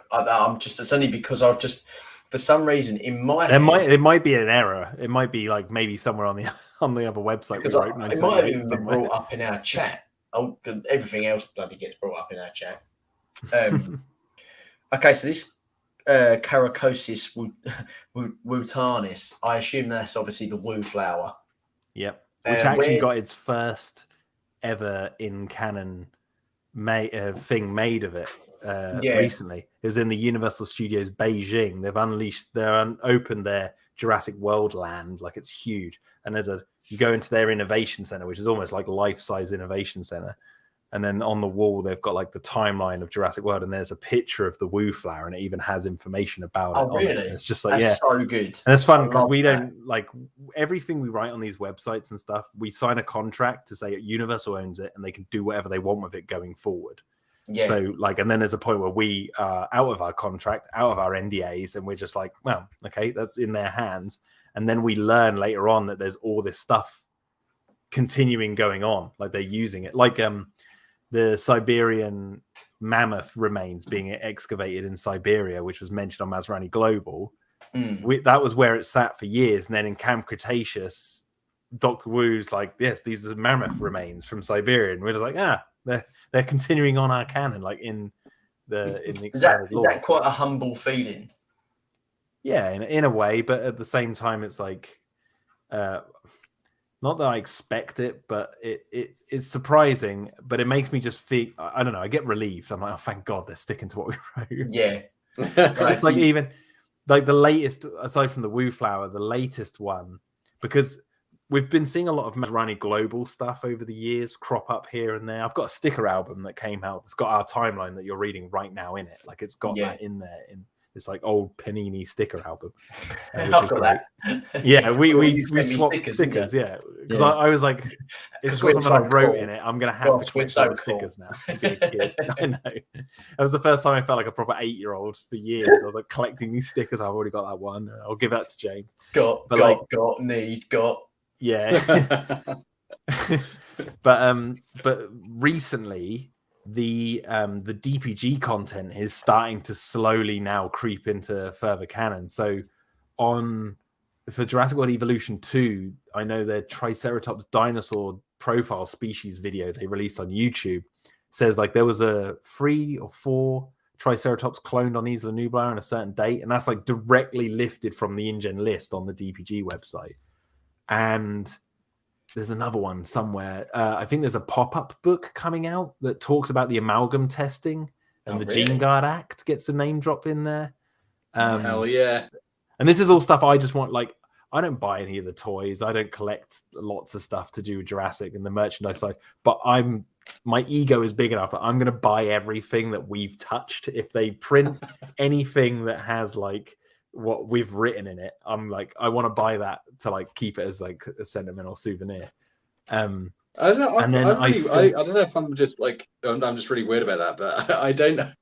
Once I've written it and it's gone out, I don't really follow it very much after that. Yeah. I just like most of the times I just hear from you, Joe. Well, oh, that's pretty cool. And well, the thing is, I don't usually. Actually, Ross, you say it. I don't follow it myself. The reason I bought that sticker book is because I bought it for my nephew, and then I was like, I opened it up and I was like, oh my god, there's what we've written in it, and I went, right, I'm gonna have to buy 2 now. So yeah, and then the Triceratops profile species, like the Triceratops profile species I mentioned, and the pop-up book. Fans come to me. And like the Woo Flower, like Lewis, who might be watching right now, he comes to me and goes, have you seen this? This is cropped up. Like, I don't go seek it out. They come to me and be like, look, have you seen this? Come out in the canon. So then I'm like, oh, cool. And then I follow it there. The only thing that's coming up that I'm a bit curious about, right? Because obviously I know some things about the upcoming Camp Cretaceous season, but not too much. I'm very curious about what they're going to do with that concerning what we've written in the past. I don't know if they're going to touch upon it more. I kind of hope they do, but I don't know. I think people know my thoughts on Camp Cretaceous. And and 2, Jurassic World Evolution 2 has this Chaos Theory mode. Yeah. Where, like, you know, the Lost World Chaos Theory mode is San Diego's open. The Jurassic Park San Diego Park works. Ludlow won, and you can, you know, build that out. And then it's a Jurassic Park 3 one. And I've been seeing lots of fans going, what the hell are they going to do for the Jurassic Park 3 storyline? And I've seen a lot of fans say they could lean into the amalgam testing that's mentioned on the DPG website. Like, that's where they could go. Now, if they do that, I'm definitely picking up Jurassic World Evolution 2. Because at the moment, I'm not exactly sold on it. But yeah, it's like that will make me get it. But it's interesting seeing how, like, for years the Masrani Glogabl stuff slowly started seeping out, like even up to like the Woo Flower being released this year for the first time, like an image of it in a theme park, and even like with the Velocicoaster opening this year that has Ibris written on it. Like, they've got the video in the queue line of like Owen, like Chris Pratt and Bryce Dallas Howard are there as Owen and Claire acting out, and in the corner of the videos it says Ibris, which is the name me and Tim gave the project. And that it's like it's slowly creeping out, but now the DPG stuff is starting to come out, and that gets me really excited because the DPG is like so freaking deep behind or something. Yeah, like on purpose, and without saying exactly what it is, but there is something definitely in Dominion that links back to the DPG website. But I'm not going to say. I won't say any more than that. That's good, because one of the questions actually. Right at the start, I think, was that one that you said you probably couldn't really answer.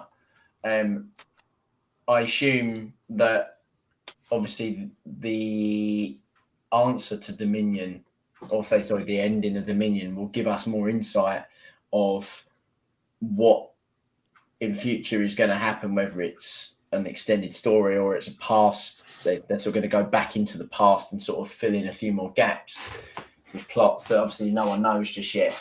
But I've got my trail of thought then.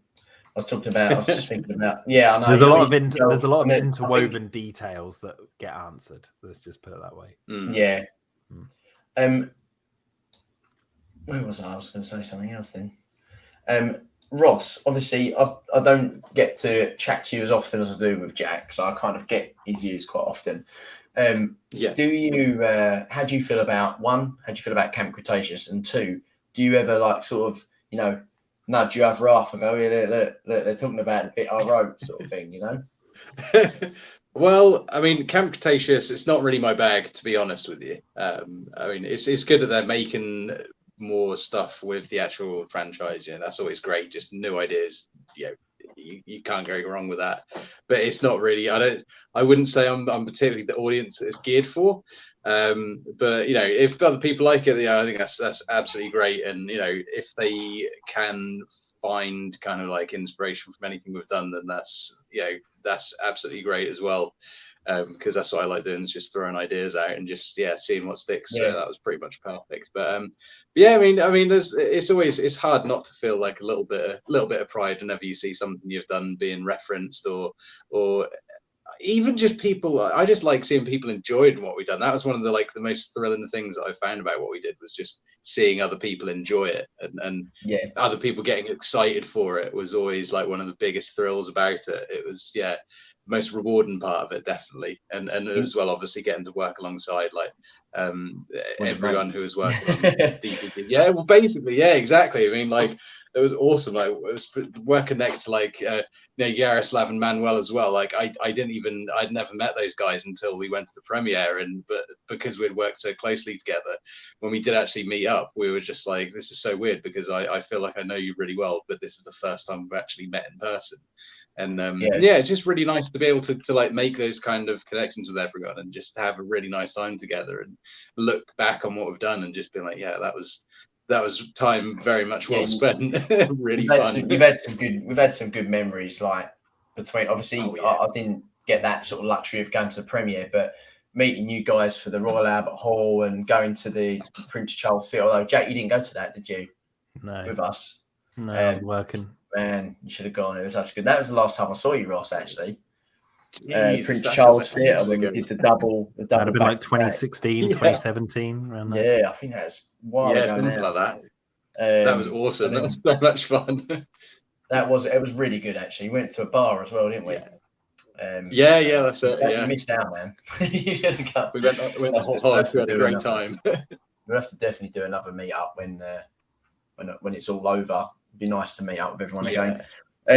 Going forward on this website, is there anything that I should type in just to have a little bit explore, because you're just a little bit I'm trying to work out how to navigate this myself. Write in LS, enter. No, sorry, click wait, where is it? Exit. Write in exit, enter. Okay. Exit main program. Then LS, enter. LS, enter. Now write in ibris.jpg. Ibris.jpg. GPG. Okay. There you go. You get your Velociraptor. The first batch right there. You can keep that. You can keep that. That's yours. Hey. Initiation phase. Velociraptor. Subject V2. Result rejected. All right, I'm going to have to 1 second. Ooh. What else should I do then? Meme? I have a really geeky moment right now. Now write in, the meme.jpg. Ooh. 100% don't do it. Even no feathers. Had to get Velociraptor in there somehow. And then if you write in Timac Creations, I remember that. I remember you coming up with that name. Yeah, it was Tim and Jack. That's the construction company who built Jurassic World. I actually made and they settled for that. They actually liked that. Yeah, they didn't. Did you not think? They didn't go for Harry Peak. Yeah. Did you not think, how did we get away with this at one point? Yeah, I did. I was like, what? They're never going to use that. But it sounds like a construction company, like Timac, like the old Tonka trucks, that kind of thing. Timac Construction. That picture there. So, is that one of Colin's first posts? No. Tim took that photo when he went on holiday to Hawaii. Oh, wow. Okay. And then there was this patch of dirt on the floor, and I edited the Gallimimus on it, right? Now, here's what's weird, right? This is so strange, unless someone edited it out.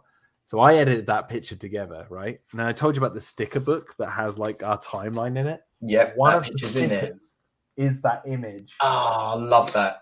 That I edited. So like I didn't expect that when I was going through the stickers. I was like, oh my god, I got my picture right here.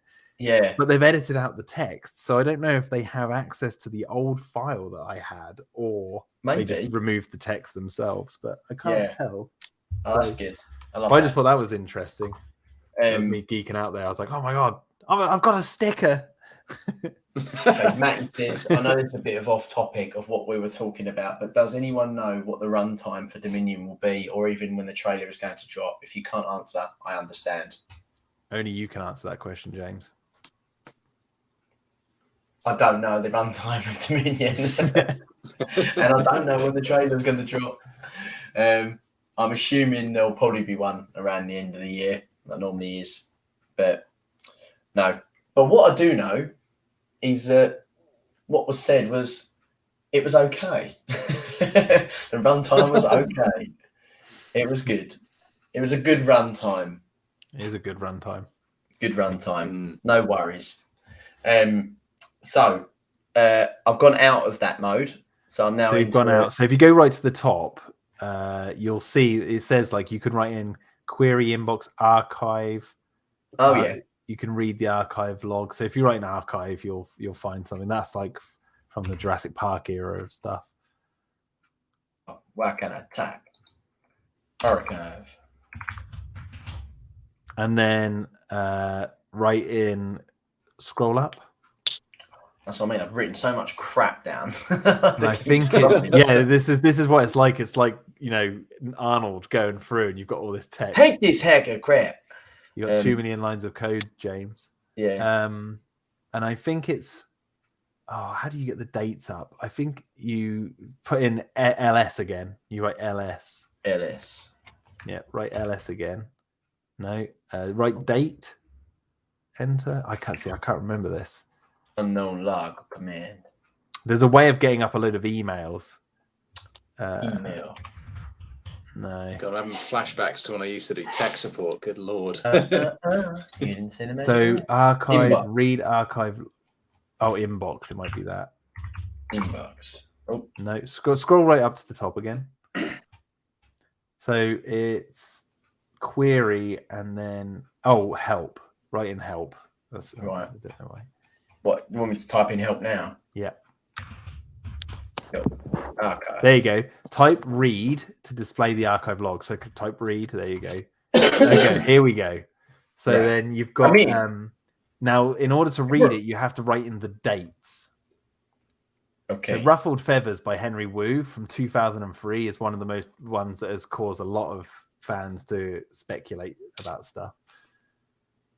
Okay. So what do I have to type? You have to type in the date.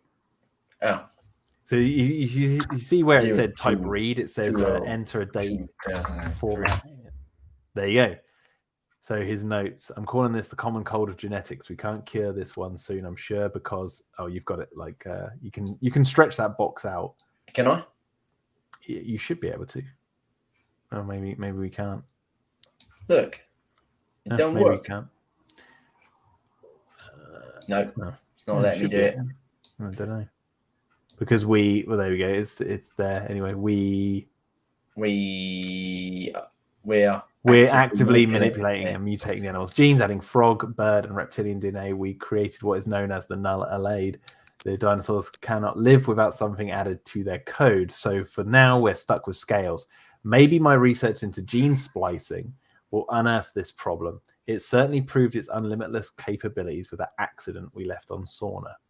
Okay. Dun, dun, dun, dun. The accident. What could it That'll be? chestnut.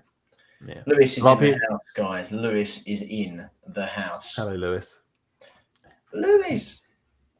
It's 6 a.m. Mate, thank you so much for showing up at 6 a.m. Give it a thumbs up, please. So it's like that. There's a mystery behind this one still, but it's like but it's it was one of those things where when fans read that their minds go crazy. Jurassic World Evolution's null gene being frogs might be a nod to that. Maybe, yeah. Maybe. I try not to try and think of computer games as canon. I like the idea of them, you know. Do you know what I kind of look at it as? The games, actually. Just them using the IP with freedom, really.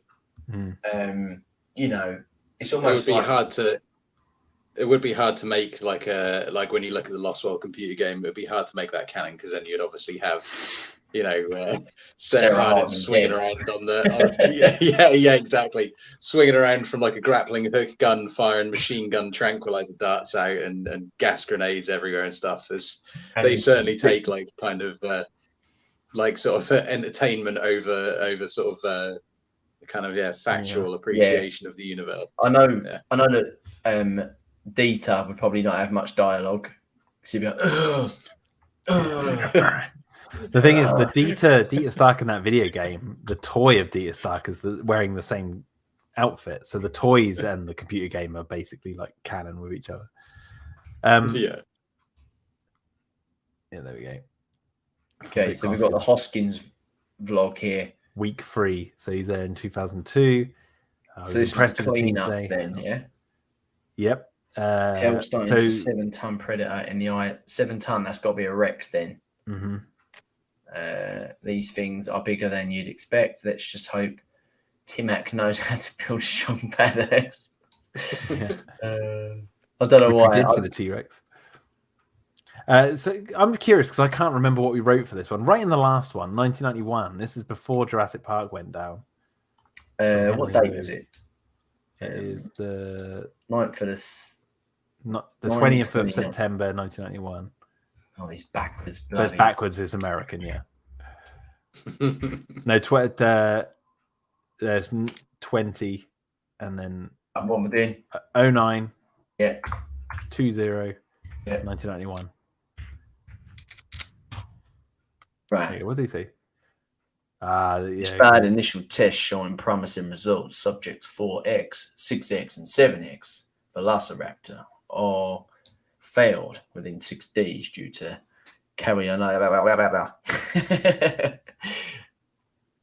complex chromatin molecules collapsing during interphase.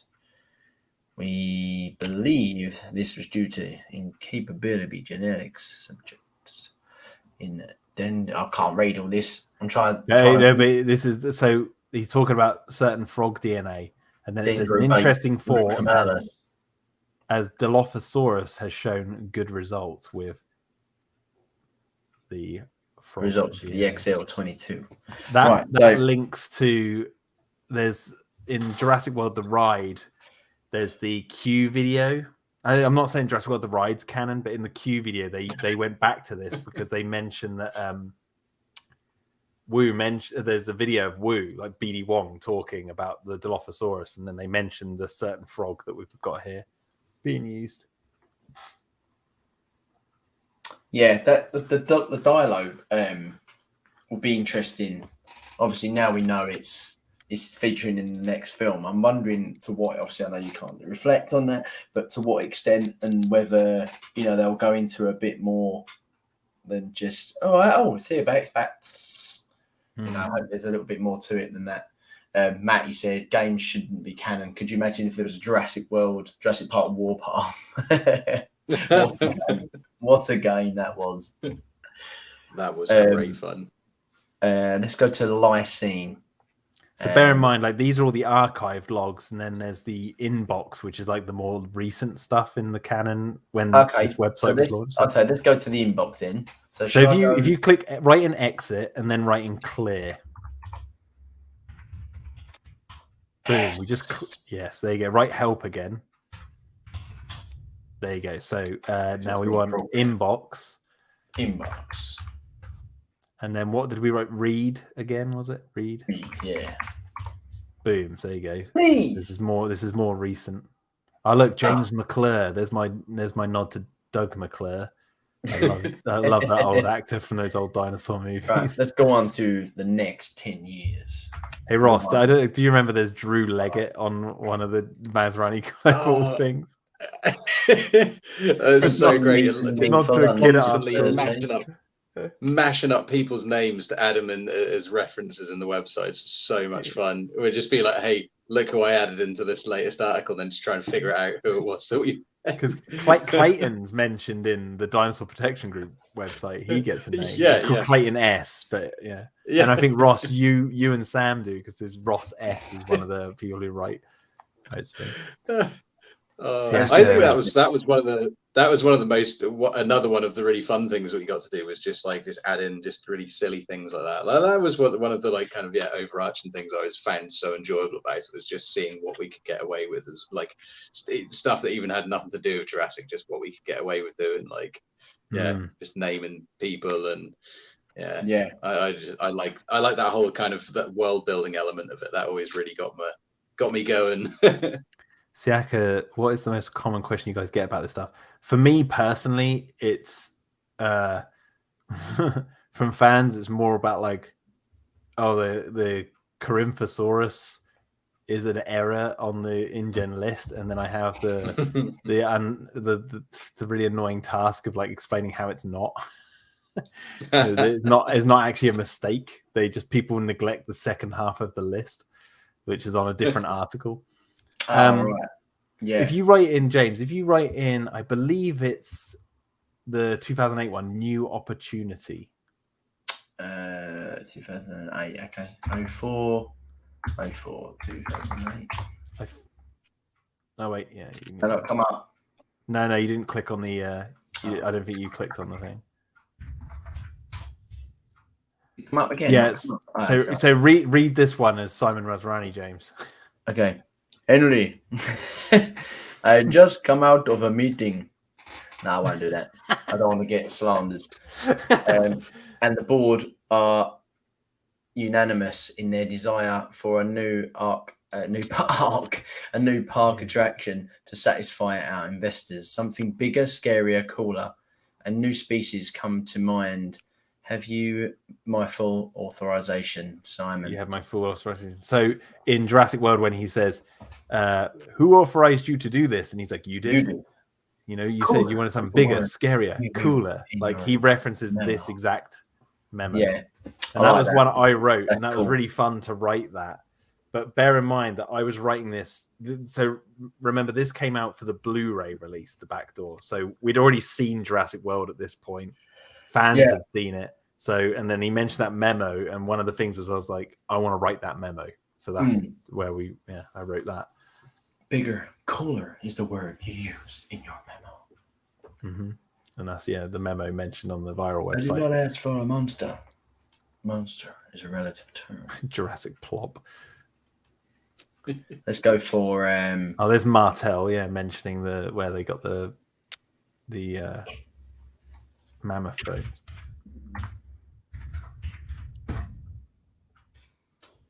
New opportunity. Henry, I've just come for I've just done that. Yeah, you did the same thing. You typed and then you press enter, and Siaka's question comes up again on the what was it? stream. 11. What was it? 11:15.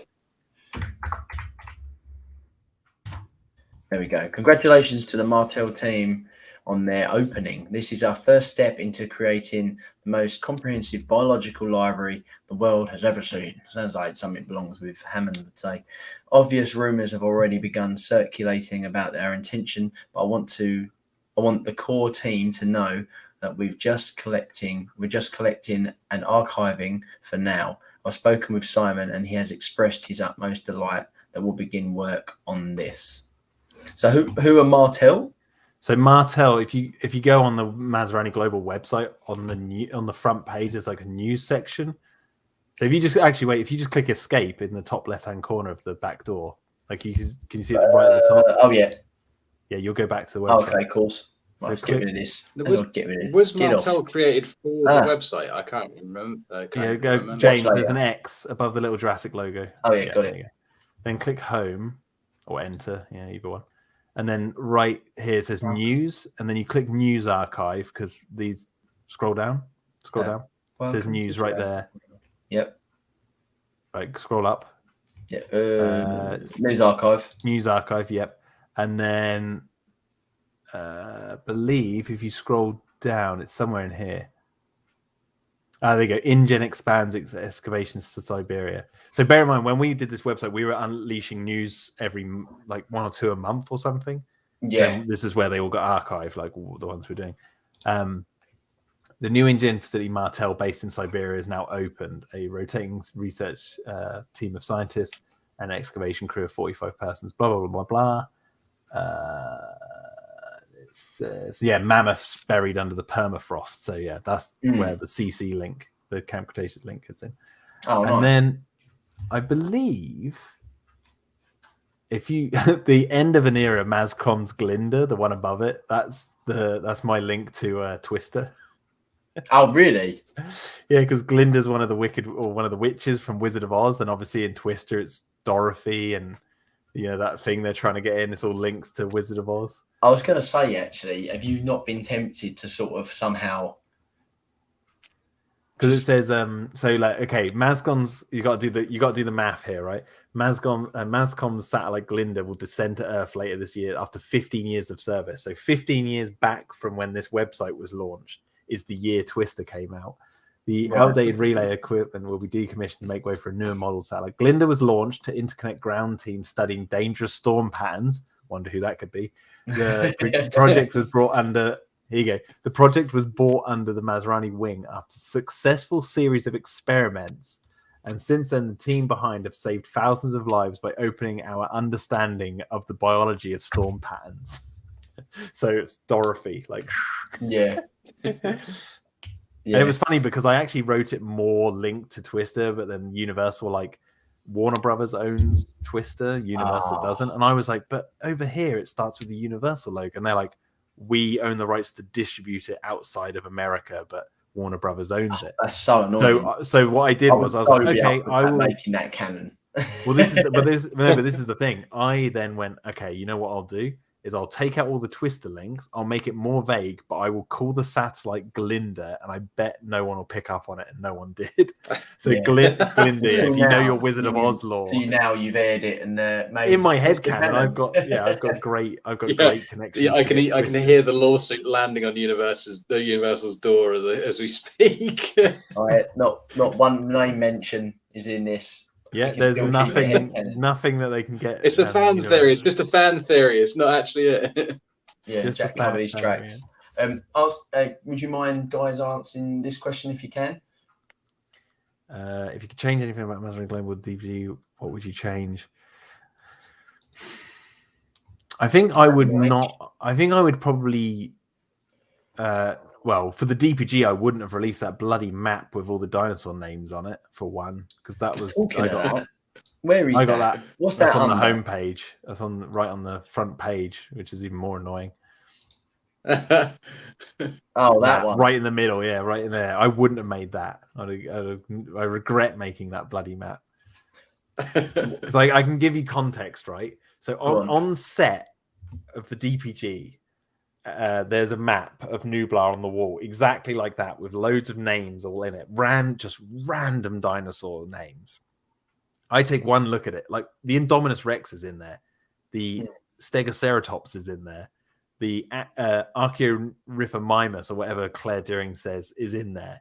And I was looking at this map, and I was like, yeah, this is just made up just as a prop, like a background prop of dinosaur names on Nublar. I said, wouldn't that be cool if we recreated that for the website? And then what we do is we have the red names, because it had red names randomly dotted on it, but make the red names look like they're blood drops dripping down the names and filling up at the bottom, right? And then I was like, I'll make it even cooler. I'll put the names in red for dinosaurs that won't appear in Fallen Kingdom, that I know won't appear in Fallen Kingdom. Right. And then everyone went, well, hang on, this is a list of every dinosaur in Nublar, and also all the ones in red are the ones that are extinct. And obviously I can see why they say it, because it says dinosaurs are mortal right at the top. And I'm like, oh my, okay, this is now getting messy. They're taking it way too far. And I even had a fan, must have been like 2 weeks ago, it was in the chat. I think it was James Ronan was saying, yeah, he's in the chat right now. He was saying, I thought that was a list of dinosaurs on Nublar, and it's like, no, it's not. It's not. Oh no, because there's dinosaurs on there that are in red that have never appeared, like Deinonychus and Euplocephalus, and Coelus and all that sort of stuff. But then the ones in black, there's some that haven't appeared, like the Pachyrhinosaurus got changed to Sinoceratops, and Suchomimus I knew wasn't going to be in Fallen Kingdom. The Pachycephalosaurus I knew wasn't going to be in Fallen Kingdom. But even though they're not red, it's just a mess. I just wish I just never made it. It's just, could have filled it with more interesting. Yeah, even in the it was chat. a nice try though. I like the you can appreciate the thought that's gone into it. Yeah, it was just meant to be like just a misunderstand. Like, yeah, it was just meant to be a propaganda poster. Like dinosaurs are mortal, cruelty is timeless, and then just random dinosaur names. And and I forgot the fandom I was dealing with. We're gonna take it as like literal, like this is exactly what is gonna be on the island. So it's like, Ross, is there anything that you wish that didn't appear? Nothing that I wish didn't appear. But if I could have, I mean, if there was one thing I could have done, which obviously this is well outside of my control, but I would have liked to have done more regular and small articles, because I feel we really went hell for leather on the ones we did post. But being able to keep up like a constant posting of smaller snippets of articles or updates, make it feel alive. Would have just been. Yeah, exactly. Because I mean, that's the whole thing about pardon me, about this website, is that it was supposed to feel like a campaign that was ongoing. And whilst obviously you had on that one page the seismograph of the volcano, which obviously as the release date approached got more and more violent and that sort of thing, which was really cool. It didn't. I felt it was like a missed opportunity to use it as a platform for more information coming out. And it just, it would have been just great just to get more information out there. And I mean, obviously, of course, we had to cut it short at some point, but it would have always been great to just put more stuff out there. But I don't regret anything we did. Everything we did, I loved. Yeah. I wish we could have got Extinction now the way we originally wanted it to. Having the whole website that sort of for thing it would have been really fun. Awesome. God, we had so much material for it as well, but yeah. There's lots of stuff you wish you could do, but I don't regret. The only thing I do regret is that bloody poster, because honestly, it's done nothing but cause me grief. Is there no way you can take that down though? Oh, we could go in there and take it down today, but it's too late. The damage has been done, so we might as well leave it up there as a permanent scar and a reminder of what not to do. A lesson, yeah, exactly. If I took it, like for example, the only things we've changed after release was 2 things in the back door. Funny enough that you're on this. So originally we wrote in 1986 the first dinosaur was cloned on Sauna. That originally said first dinosaur, the Velociraptor, was cloned on Site B. And then Colin came back to us and was like, no, I think in my timeline, I've got it as a Triceratops was the first dinosaur cloned on Site B. And I was like, okay, so we changed it to a Triceratops. And then me and Tim were like, no, let's change it to just the first dinosaur, because then it just leaves it open, to anything really. And I believe, shit, I nearly dropped a bottle. But I believe actually in this sticker book, it's still got our old entry. I don't know if you can see that. First dinosaur, a Velociraptor cloned on Site B at Dinosaur. So so this is the old timeline still lingering around somewhere in Universal's archives, even though we've updated the website. Do you know what? That's quite a good segue actually, because I feel like we should probably wrap this up very soon. The Battle of Big Rock comic that obviously came out a couple of years ago now, that kind of still ties in with the DPG and the Extinction now, quite relevant. So was you guys approached about doing something regarding to that for updated articles for this DPG website? No. So not for the DPG. I can't go into it too much, but bear in mind, this is before the pandemic and everything. Like, we were approached to do something around Battle of Big Rock, which is technically still ongoing. Oh, really? So, yeah, it's like I don't want to go into it too much because I can't really talk about it, but there's a lot of stuff just in the air, and we're just seeing what's going to land, if it does at all. What is that? Is that based on what might be coming in Camp Cretaceous as well? You don't want to sort of retcon and tread on. No. We don't have anything to do with Camp Cretaceous. Like, we don't know anything about that really. The only details I know about that is what Collins told me in private. And I'm like, okay. But so we don't get like any like updates about Camp Cretaceous or what they're doing. Yeah, doesn't that kind of feel like sometimes you've almost got an arm tied behind your back? Not really, because Colin is the go-to. He's the head, so he'll go from us to them. He's the one making sure it all lines up because it's his story, and he'll make sure it all fits. Yeah, so the last thing you want to do is release something that then gets completely retconned by moving. Well, that's the thing. You kind of just have to accept that might happen. So it's like you either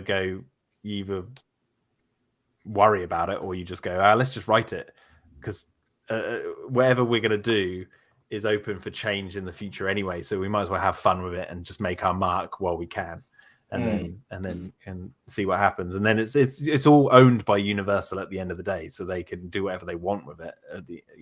Fans, if fans kick up enough of a fuss about sticking and not changing what's out there, and that, then Universal will think, well, we don't want to let our fans down, or that's the only way it'll remain. But yeah, I think the other thing we changed on the back door was John Hammond's birth year. I can't remember what we've got it as now, because I believe if you write in timeline and then write in 1928. Okay, 1913. 1928 was from the Trespass. Yeah, that's yeah. So we originally did it as 1928, so it should be 1913. Yeah, Hammond was born in Edinburgh, Scotland. Yeah, so we changed it. So it was originally 1928 because of Trespasser, and we were like, oh yeah, that'd be a really cool nod. And then October 14th, 19. Yeah, and then after some fans were talking to us, and they're like, no, that makes no sense in the film canon if you think about it. And we worked out, we're like, yeah, okay. So me and Tim just went into the back door and just changed it, and then just got out of there. But that's like that and the Site B Dinosaur, they're the only two things out of all the websites we've gone back in and changed. So that would make him well old. Yeah, he's super old. Yeah. So is the thinking behind this saying that, obviously in Jurassic Park, Richard Attenborough was in his late 60s, about 68, 69, 70. So you're saying in your head canon, for the reason behind changing this age, because you're saying he looks older than that. So you're I believe it was Lewis who's in the chat pointed it out to me way back.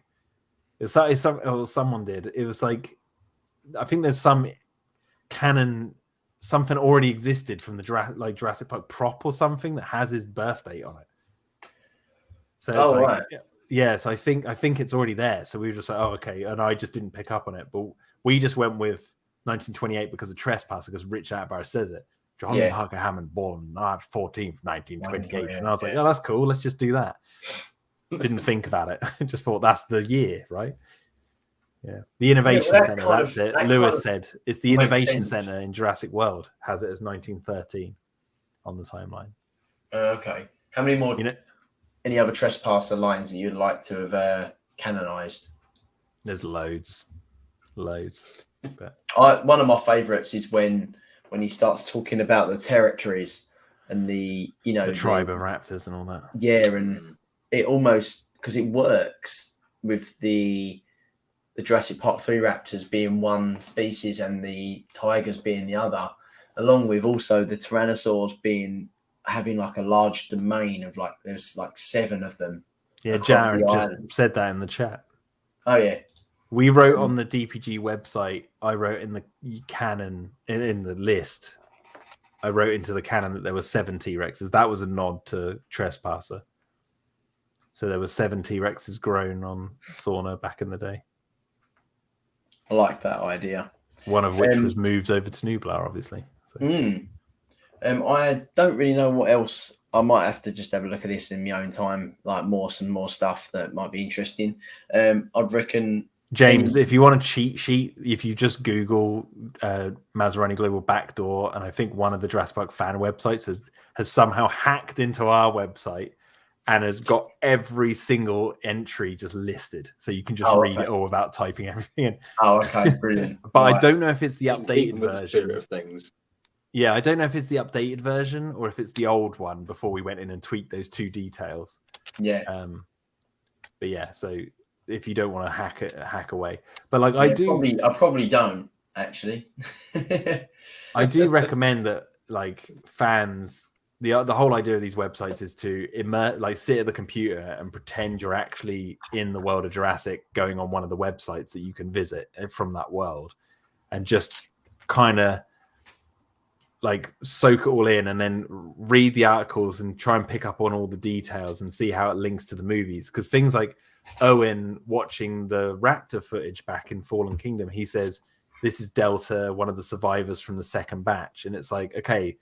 So there's a first batch. Where have we heard of a first batch before? Oh yeah, on the Masrani Glogabl backdoor website, you can look up Ibris and you can see a photo of one of the raptors from the first batch, from the phase 1 thing. And even in the novel, I believe it's The Evolution of Claire mentions the raptors being brought over for Sauna for phase 1, like initiation, all that sort of stuff. So there's all this connective tissue between the websites. Okay, 10 minutes question time, and then we'll go because it's quite late. So maybe I have probably time for a couple of questions. Okay. Why wasn't Albertosaurus added on InGen's list on the DPG? Because there was no evidence of it being on the island in canon, and I didn't want to add it on the list. Yeah, fair enough. I know it's in the it's mentioned in Trespasser, but like that's not actually canon. So. Let's see if Ross can answer this one. Why did you cut subject A2, Ross? He can't I have because no idea what subject. Yeah, he doesn't know what that is. I know what that is. And I thought of throwing in the deep end. That's the other raptor.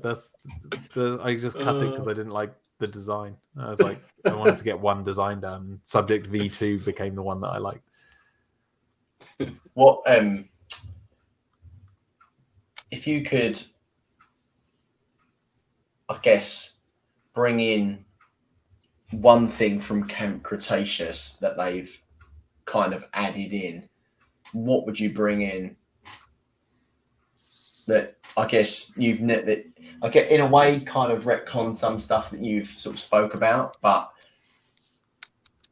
it's actually a really good question. Something silly, maybe being destroyed in certain places, or no, it'd probably be leaning more into the bioluminescence. That's probably one of my favorite. Maybe give that a mention somewhere. That's my favorite para. That one, love it. It like we don't mention anything about bioluminescence anywhere, and then that's just in the show, and they've been cloning it. It's like it would have been nice to have something on the website that mentions that they have that capability. Yeah. But is it not too late to sort of add that sort of stuff in though? But yeah, it's too late because the thing is, we're not under contract under Universal. We could go in and start changing it because we have access to do it. But the thing is, it has to get approved by Universal. If we go in and start changing things and adding stuff, they're not going to work with us ever again. Okay, so it hadn't even occurred to me either to add anything afterwards like that. No, yeah. Once we're done, we're like, that's it. Yeah, yeah. It's like, we literally just dusted our hands off, but that was it. Yeah, it's like a movie. It's like Colin wraps the movie. They do the premiere. They show the movie to the world. They release it, and then you have it on Blu-ray in your house. It's like he can't come into your house, snap your Blu-ray disc, and start editing the film in front of you, and then make you a new one. It's like once we're done with these websites, we're done. The thing that annoyed me about the park website, the interactive map website, when we did the DPG, the team who were doing that at Universal, they did, let's do a cool idea where the DPG have hacked that website, right? So they went in and ruined that website for the DPG, which is a great viral marketing idea. However, they didn't give fans access to the old version of the website. So you could go in and because if you wanted to go back to the Jurassic World era and just soak in the information they put up on there, they made it completely impossible to go back and find all that information, which is annoying as a fan because you lose that information forever. And then at the same time, I think now that's completely gone. That whole I went back on that, and it shows everything as being like access closed. Yeah, because of the DPG hacked the website, everything's hacked, and that's fun. But if you don't have access to the old version, it's pointless. So I'm kind of glad, now, isn't it? Completely It makes it obsolete, You and just fans start- don't go back to it anymore. Yeah, but the DPG and Masrani Global, except for Extinction now, because unfortunately they didn't look after that website. But part of me feels like they didn't remember that because it was kind of a small aspect. And to lose anything, the Extinction Now website didn't really have anything interesting on it. The Twitter was actually more interesting. It's like, I'm glad that they're all sitting there at the moment. What I'm going to do in the very near future, because I do worry about these websites just disappearing one day, is I want to make a video where I just record my screen and go through every page slowly and click every link and all that, and then just upload the videos so people just have access to some form of archived version of the websites, even if they can't visit themselves. By scrolling through them slowly, you can pause the video and read them, and go through it like that. Yeah, that sounds like a good idea for people that obviously really want to deep dive into every single aspect of everything. Question here: has anyone played the Jurassic Park arcade games? My first one was the Lost World one of my favourites. I've had a bit of a play on the Lost World. What was the that one we did on your stag do, Jack? There was that one at the arcade that we were playing on. I can't remember what one that was now. It was just like an on-rails shooter, but I can't remember what it was called. I think that's the new one. It was called Jurassic Park, and it's like it's set during the cleanup of Isla Nublar for Jurassic World. The idea is you're not actually shooting the dinosaurs, you're tranking them, but it just looks like a machine gun. You're just going taking them all out. You're tranking them with like a missile to the face, sort of thing. Like, You know that is it? You talking about that new arcade game? Yeah, the latest one. It was like where the Spinosaurus, where the T-Rex throws a Spino into the waterfall and he just falls down. Yeah, he throws him over a cliff edge. Yeah. Well, apparently they didn't want to use real guns for that, so they used ice blasting. So it didn't. So it looked more humane. I don't quite know how that's more humane. Well, given something frostbite and making all its skin fall off is more humane. See, I love that. I love that rail shooter. I don't care how wacky it is. It is fun. It's a good game, and it's actually it's beatable as well. It's actually beatable. But I think this is a good question to sort of finish up on. We now have canon material, which I can't class as with Aftermath. If you could, what would you change in that material? I would change the fact they call it canon. Full stop. That's what I would change about it. Yeah, actually, that's a better answer than what I was going to say. Because even though they're considered canon, as far as I can tell, Aftermath is considered canon. I know Camp Cretaceous is, but the thing is, in my personal canon with these things, I don't consider them. I just go with the movies and what we've written, but and Twister and maybe Arachnophobia, but that's a different story. But there's so much stuff I would change in Camp Aftermath. There's a few things I would change. I'm not too fussed about that actually, but Camp Cretaceous, there's so much stuff I would change in that to get it to fit. But it's more continuity errors more than actually what they're trying to tell story wise. I changed the characters definitely. Yeah, do you know what? I think for me, with the Aftermath thing, I think the idea of the game is great, and I think it's well done. I've watched Gaming Beaver play it quite a bit, and it's very Alien Isolation-y to a certain extent, but obviously the cartoon aesthetic does take away a bit of the fear factor. But there's some ideas in it which I really like, and I like the fact that it does kind of stick to the aesthetics of Jurassic World quite well, and the technology side of Jurassic World very well. The only problem I have with it is the Raptors situation, because in my head I'm thinking is, Blue is the last of her kind, and we don't know anything about any other species. So I'd rather this Aftermath game appear after we know if there is more species that we don't know about. Should have just been on a different island. Not on Nublar. It should have just been on another Aftermath island. would have been done on Isla Sorna. Yeah, would have been no one would have cared. Superb. No, yeah. And regarding Camp Cretaceous, now look, I can see it as canon, especially season 3 kind of restored a bit more of my faith in it, where it linked up with Fallen Kingdom. But obviously, there's certain things that completely throw my canon out the window. The thought of Ben firing the Toro, things like, you know, riding the Ankylosaurus out of an explosion while putting hand sanitizer on. It's like, this is meant to be in the same universe as Jurassic. But yeah, exactly. And then you've got the next minute where you've got that really cool scene inside the visitor center. But you know, you kind of get a bit more closure of how it got destroyed. With Blue having a nest in there, I like that. I think that's great.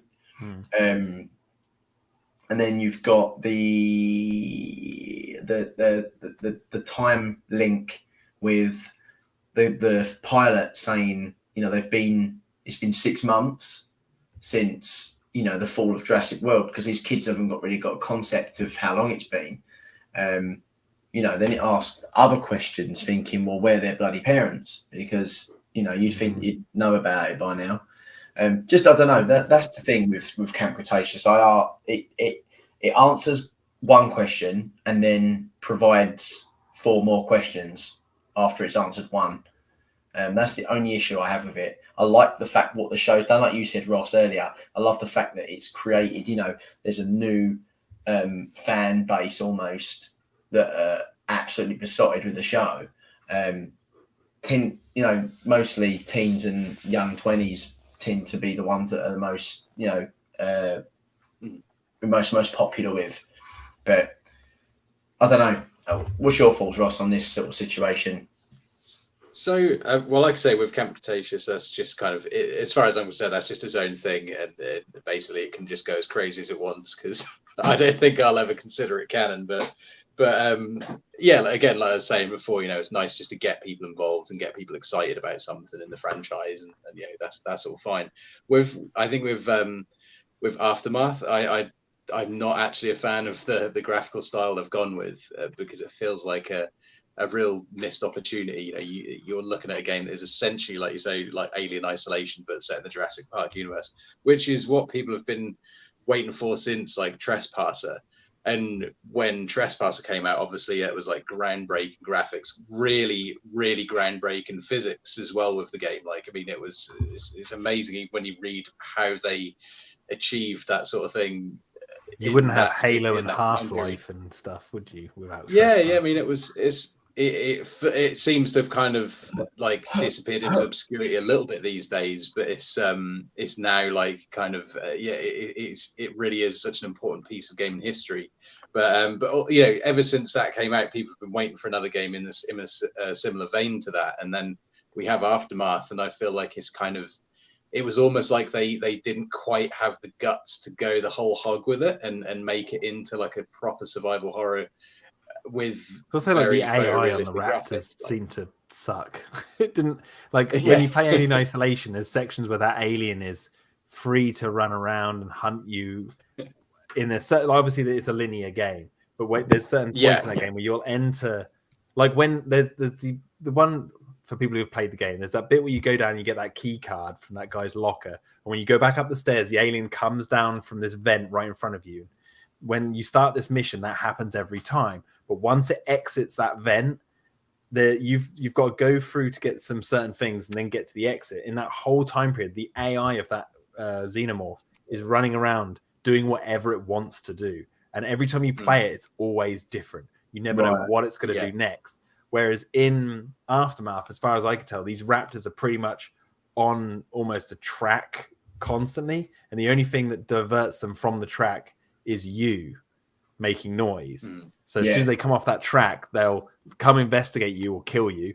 But if you go off, they'll return back to that track and continue on their preset path. They won't. And that's what kind of that's what again what feels like that kind of missed opportunity. It was a prime chance for you to be up against something that had, like, you know, Velociraptors are intelligent, and you know, in the canon they problem solving, and they had the perfect opportunity to be able to kind of really flex that kind of idea and really make the most of it. And it just feels like a missed opportunity, which is just it's a real shame. I mean, it looks cool, but it is like, I feel like they kind of bottled out at the last minute from doing, and not only that, really they've like limited it to VR as well. So like people who don't have access to VR. It's like cutting it completely completely out of it. Yeah, yeah, and that's you know, that is a damn shame, because you know it is possible to do and have both, but it really does just feel like it's what people have been asking for so long, and they've kind of half-assed it a little bit. Yeah, it's amazing how much. It's amazing how much of the gaming community and fan base have just literally just had their legs taken underneath them with this, because the only access I've got is if I watch people play it, because I've not got an Oculus, I've not got a PlayStation VR, so I'm instantly I can't play it. Yeah, so, and for such a huge franchise, it's just crazy that it is quite. I mean, obviously, with the exception of like Evolution, it does feel like a franchise that is very much, for something that big, it has an unusually small presence in the video game market.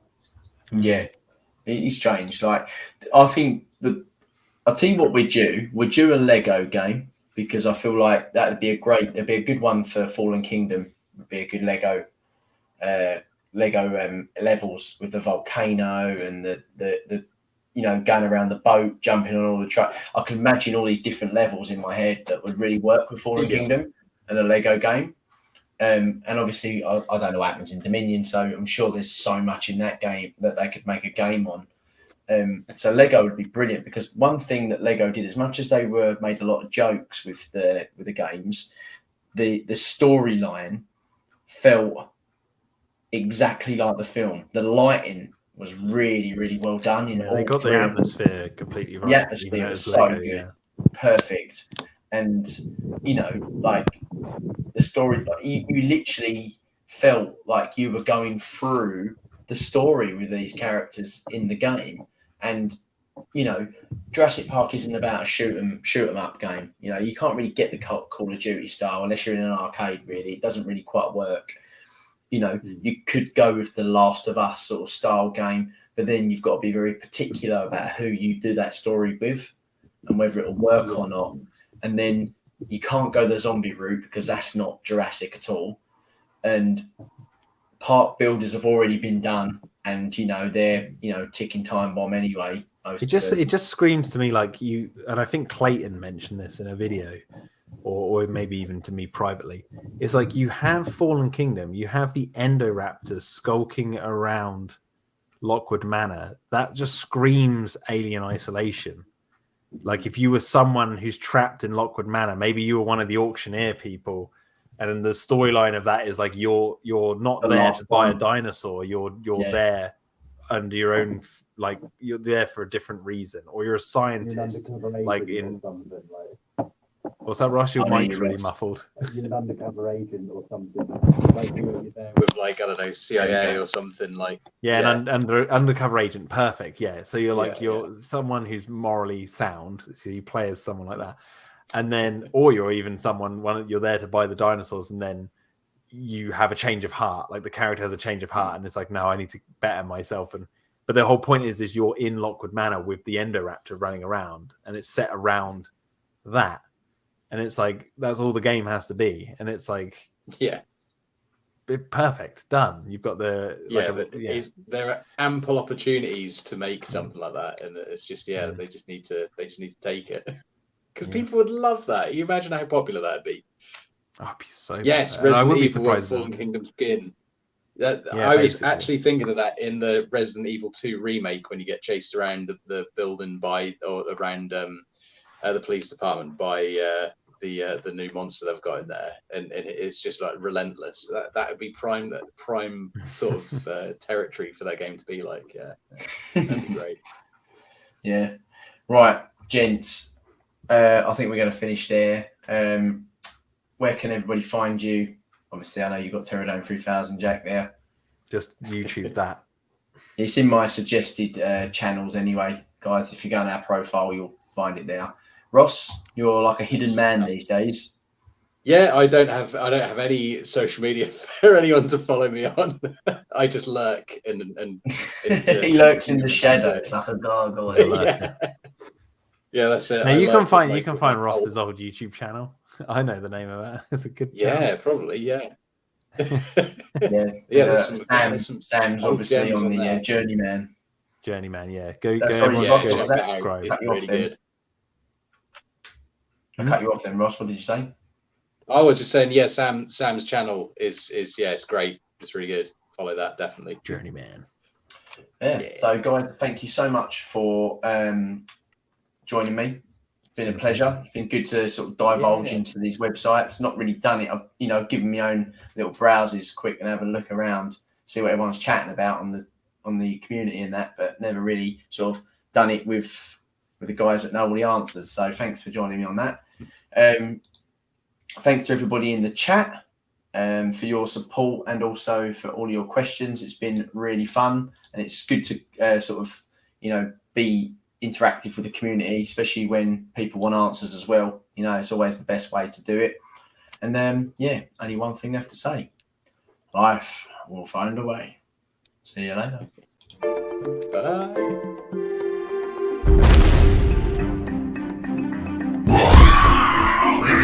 Bye.